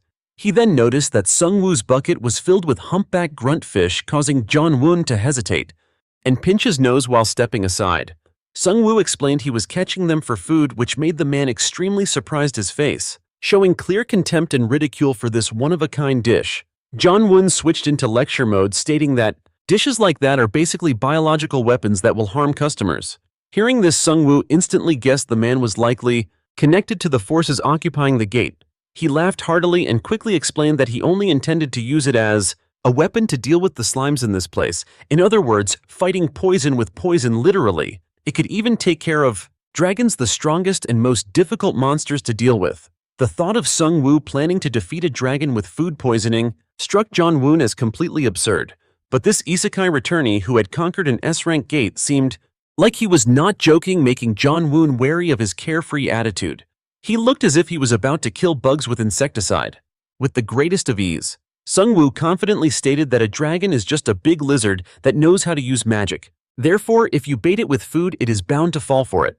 He had already tried this method on the red dragon, the right hand of the demon king Kilos, and the result was a spectacular success thanks to the absolute power of his exclusive ultimate dish, a recipe straight out of a high-stakes cooking manhwa. As John Woon listened to Seung Woo, he was gradually won over and decided to join in and help him catch enough humpback grunt fish for the day. Nectar and ambrosia are the food and drink symbolizing the immortality of the gods, said to grant those who consume them many blessings. However, among the gods' monstrous feasts, there is one deadly dish that can even kill a deity, and that is the legendary Ragnarok. Seung Woo thought about that dish while fishing, since the cooking process is extremely difficult and the ingredients are impossible to find, so he only made a crude imitation, but even so it had successfully taken down. As the isekai returnee Kirus thought about an ordinary fish being prepared with the Ragnarok recipe, a slight mischievous smile bloomed on his face. He felt things were getting more interesting, realizing this was the kind of charming slice-of-life moment that makes a great cooking manhwa. He would create a 6-star dish and nothing less. After fishing tirelessly from morning till night, nearly emptying the lake, Seung Woo and Jeon Un had finally gathered just enough fish. The old man mentioned it had been 5 years since he last came here. Back then, this place was teeming with catfish and carp instead of humpback gobies. The lake water was also crystal clear, not like it is now. When he had a bountiful catch, occasionally the fishery manager, who was once a famous chef, would cook him an incredibly delicious mayuntang. Hearing this, Seung Woo felt a glimmer of hope that he too might get to taste it someday. With that, he stood up to prepare his #1 specialty dish. After filling a pot with water, Seung Woo lightly waved his hand, causing flames to erupt, which made Jeon Un's eyes widen in astonishment. He secretly felt this seemed more like magic than cooking. The recipe for the destructive humpback gobi dish, a staple in any good cooking manhwa, from Seung Woo began to take shape. First, he added a ton of gutted humpback gobies into a pot of clean water, seasoning it with spices and stirring until the water boiled. As he stirred, he focused his mind, summoning divine spirits as countless rays of sharp energy gradually gathered. The key techniques were true flame and eternal life, which along with death would be blended together through the dish. Those who eat this Ragnarok will continuously endure an eternal sealing and be reborn. Through this process, their original body will be shattered, and they will attain a new powerful body that can surpass even the gods. However, that only counts if the person can withstand it. He wasn't even sure if his current self, a powerful isekai returnee, could survive after eating it, because this 100% pure humpback gobi ingredient was also quite bitter. Jeon Un looked at the pot of fish, a convergence of essences created by Seung Woo, and broke out in a cold sweat. This really was some next-level magic. Deep beneath the water's surface at that moment was Specimen Zero, a biological weapon created by scientists from a slimy green planet much like a slime. It was originally created for the purpose of fighting monsters invading from the gates. But after accidentally escaping its container, it absorbed everything it saw and expanded violently, eventually becoming the first creature to destroy its own planet. Afterwards, when Specimen Zero had nothing left to devour, it discovered a small rift and slipped through. It had arrived on Earth and was now continuing its expansion process once again. After eating all the fish at the bottom of the lake, it gradually rose to the surface and encountered the ball of fish Seung Woo had dropped, which it immediately snatched and devoured. Just as it swallowed, the terrible taste immediately spread, causing it to contort. This intensely spicy flavor was truly a self-destructing chemical weapon, paralyzing every nerve cell and causing it to tense up in agony and scream in horror. After writhing for a while, it gradually dissolved into pieces like sea foam in the deep, resentful water. Unsure if it had truly vanished, Seung Woo quickly dove into the water to check. Unexpectedly, the rift was still there, and the slime monster's body was disintegrated, its pieces scattered across the seabed. While killing it was only a temporary solution. Suddenly, Seung Woo's body began to fluctuate and glow brightly. He had successfully leveled up to level 257 for defeating that pile of goo with his uniquely bizarre dish. The pale fellow, now a melted pile in front of Seung Woo, was the slime demon king that had ravaged that planet. Its level may have seemed high, but its tolerance for strange food was unbelievably low. Seung Woo chuckled to himself, feeling lucky that it couldn't absorb the dishes he cooked. Otherwise, this slice-of-life moment would have ended with Earth in grave danger. Suddenly, he bent down. He scooped up a handful of dirt and noticed it was quite loose and fertile. If used for planting, it would be absolutely perfect. Dusting off his hands, he felt that since he had eliminated the slime from this unclaimed land, the place was now as good as his. Without further delay, he snapped his fingers, casting a spell to create a doorway that connected directly to his basement. Meanwhile, at the Yiseok Guild's branch office, the group was overjoyed to hear that the monsters had been eliminated. They were thrilled that all the rifts had been closed. The researcher was ecstatic, wanting to study the substance that killed the monsters. However, the department head bluntly shut him down, explaining it involved natural ingredients and a preparation method so absurd, that only Seung Woo could pull it off. Hearing this, the researcher got a headache, feeling like his brain was about to short-circuit. He could only turn back in frustration. Min Cheol suddenly appeared, and after some persistent questioning, it was enough for the department head paused to officially admit he was captivated by Seung Woo, from his handsome appearance to his dignified demeanor. However, out of embarrassment, he still refused to fully acknowledge Seung Woo's strength. Min Cheol then listed his top 3 most trusted people. This list included the cold and mysterious Secretary General Yoo Hyuk-jin, known for his quick reflexes and incredibly sharp decision-making skills. He was so enigmatic that they could only imagine the fiery explosion that would occur the day Hyuk-jin and Seung Woo finally met. The department head immediately clapped Min Cheol on the shoulder, ordering him not to tell him anything else about Seung Woo anymore. This infuriated Min Cheol, who shouted that the more he was forbidden, the more he'd do it, then rattled off like a machine gun. I saw a non-stop report about some unusual object in Seung Woo's basement, making the department head's head feel like it was about to explode. Seeing the man still playing deaf, an enraged Min Cheol slammed the door and stormed out resentfully. He was still dying of curiosity. About what was in Seung Woo's basement, as it was emitting an aura as powerful as a final boss. In the basement of the Warriors restaurant, a scene fitting for a Key's cooking manhwa was underway as a massive creature was munching away. This was the pudding slime that Seung Woo had received from his old colleague Renato, which could create sweet pudding in exchange for leftovers. Trembling in the opposite corner was the Zero slime. Although its entire body had been oxidized, it managed to survive by adjusting and dividing itself. It passed through this gate. Seung Woo opened, slipping right into the basement. Seeing the pudding slime, which looked similar to itself, it immediately became aggressive. It charged forward fiercely, intending to absorb it. But even after swallowing it, the Zero slime remained just as tiny, with only its color changing. This drove it absolutely mad. While its body was dividing, Seung Woo suddenly entered, scaring it witless. As an isekai returnee, he never expected it to still be alive, let alone pass through the gate he created and then absorb his beloved pudding slime. This made Seung Woo furious, and he immediately raised his sword to deliver a fatal blow. Just as he was about to split it open like a coconut, a fragrant aroma wafted from the pudding it had just created, causing Seung Woo to pause. He popped the piece of pudding into his mouth to try it. Instantly, a strange flavor exploded, awakening all of his senses. It was a taste he had never experienced on Earth or Terra before. In front of him was the Zero slime, looking pitiful and sobbing. In a quiet slice of life moment, Seung Woo pondered, thinking that this flavor was indeed better than the pudding slimes from before. Still, he couldn't bring himself to forgive it. After a moment of hesitation, Seung Woo decided to access its memories. He decided to preview its memories first using a time loop that allowed him to glimpse the target's past. Seung Woo used the ability directly on the Zero Slime, and his calm demeanor made the monster feel utterly dejected. A few days later, Hang Hyuk and Min were chatting as they walked into Seung Woo's restaurant when suddenly Hang Hyuk stepped on the soft and cold Zero Slime. The cold sensation made him jump. Seung Woo cheerfully explained that it was his new employee who also doubled as an air freshener. The floral scent emanating from its body gave them a relaxing feeling, as if they were vacationing in a warm southern country. Wait a minute, Hang Hyuk shouted in alarm when he realized it was a monster and nothing less. He shuddered, thinking that if it multiplied, they would be in deep trouble. He immediately backed away 3 meters. Just as he was about to draw his gun and shoot it, Seung Woo's calm expression seemed to remind Hang Hyuk, "With me here, you better watch yourself."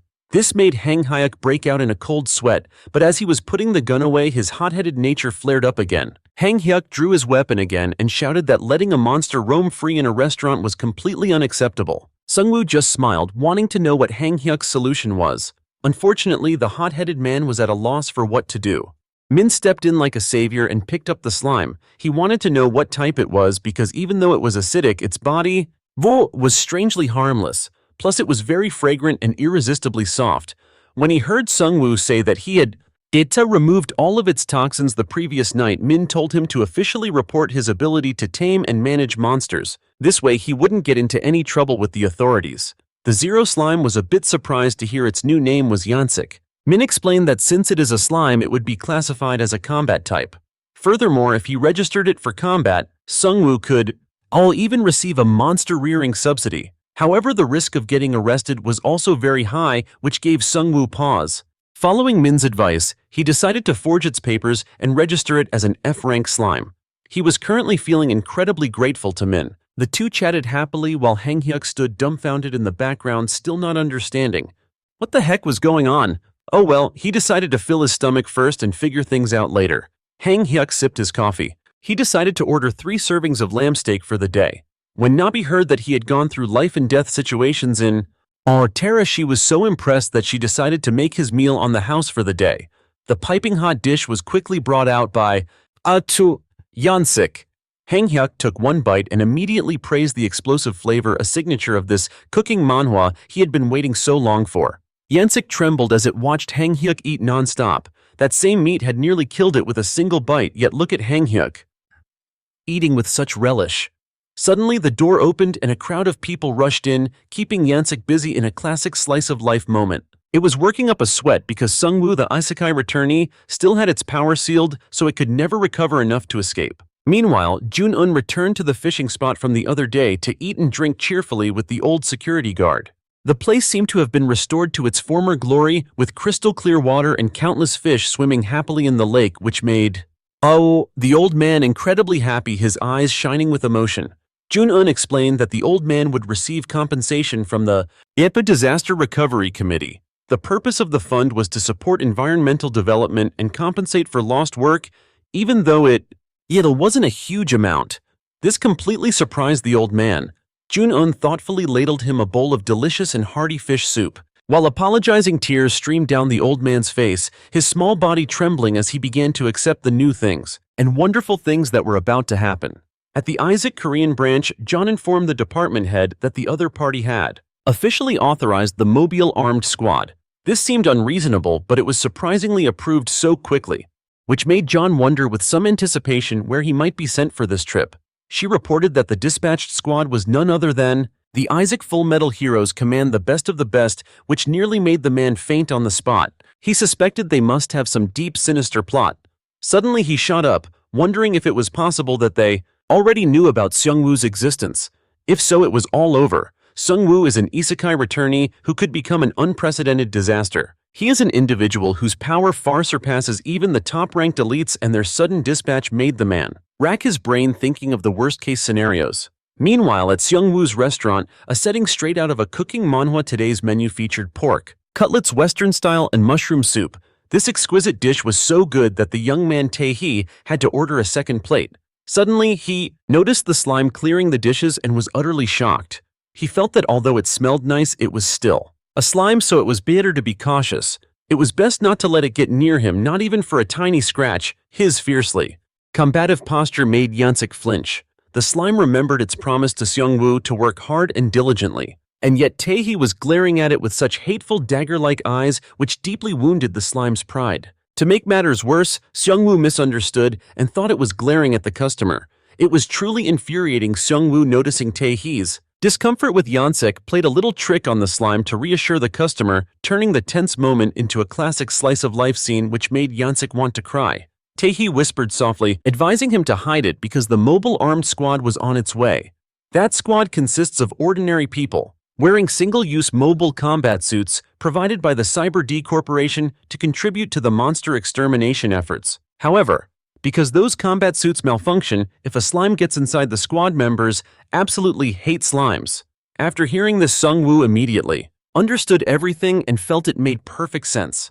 The next morning in the main lobby of the Isaac Corporation, the mobile armed squad and their captain Oh Yoo-na had arrived, greeting everyone with an incredibly powerful presence.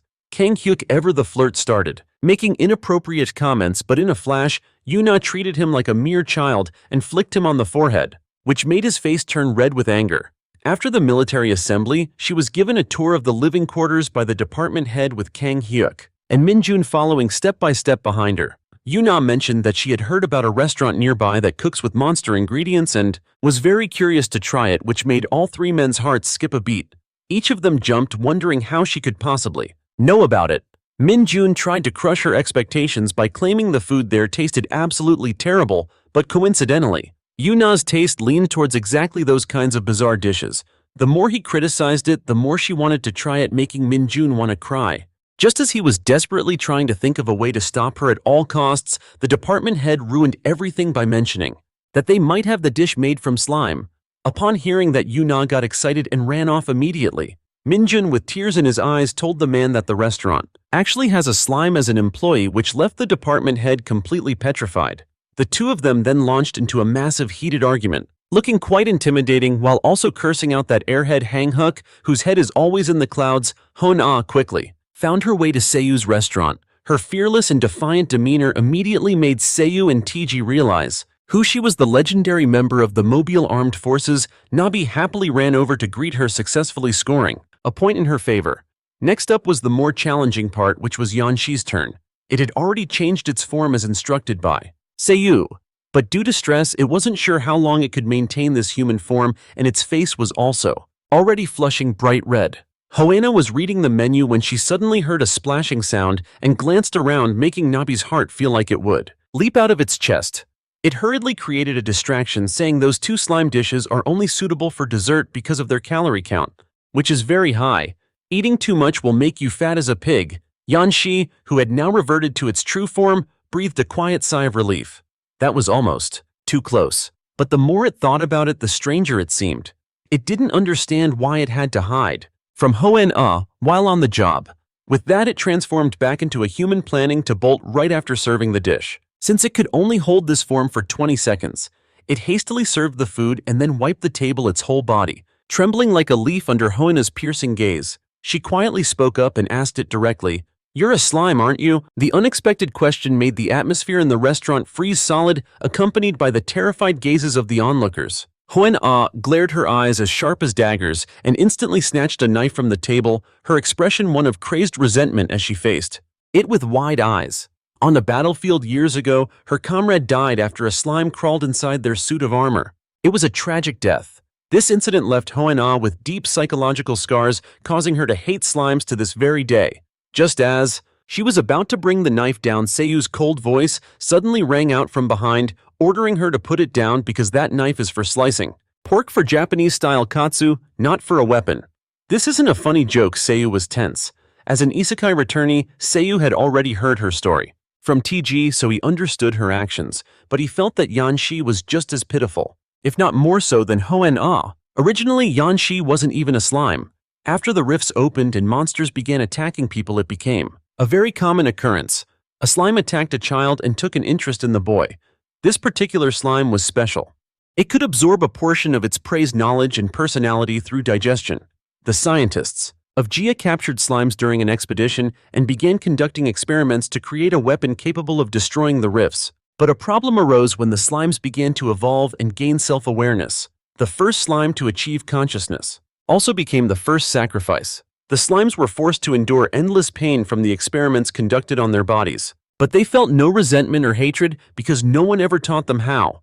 The only thing they knew was how to eat, which is a sad part of this slice of life story. That is why Yanxi eats everything. After seeing that memory, Seiyu could no longer view it as a mere aggressor. He felt Yanxi was still a child in need of a guardian, not scientists ordering it to eat and kill everything in this cooking manhwa, but an adult who would teach it right from wrong. He strode boldly in front of Hoana and declared that it was his child causing her to be utterly astonished. Hearing Seiyu explain that Yanxi was an officially registered tamed monster, made the woman was forced to bite her tongue silently, admitting that while she was confident in her close-quarters knife skills, a formidable master as powerful as him made her realize she couldn't win.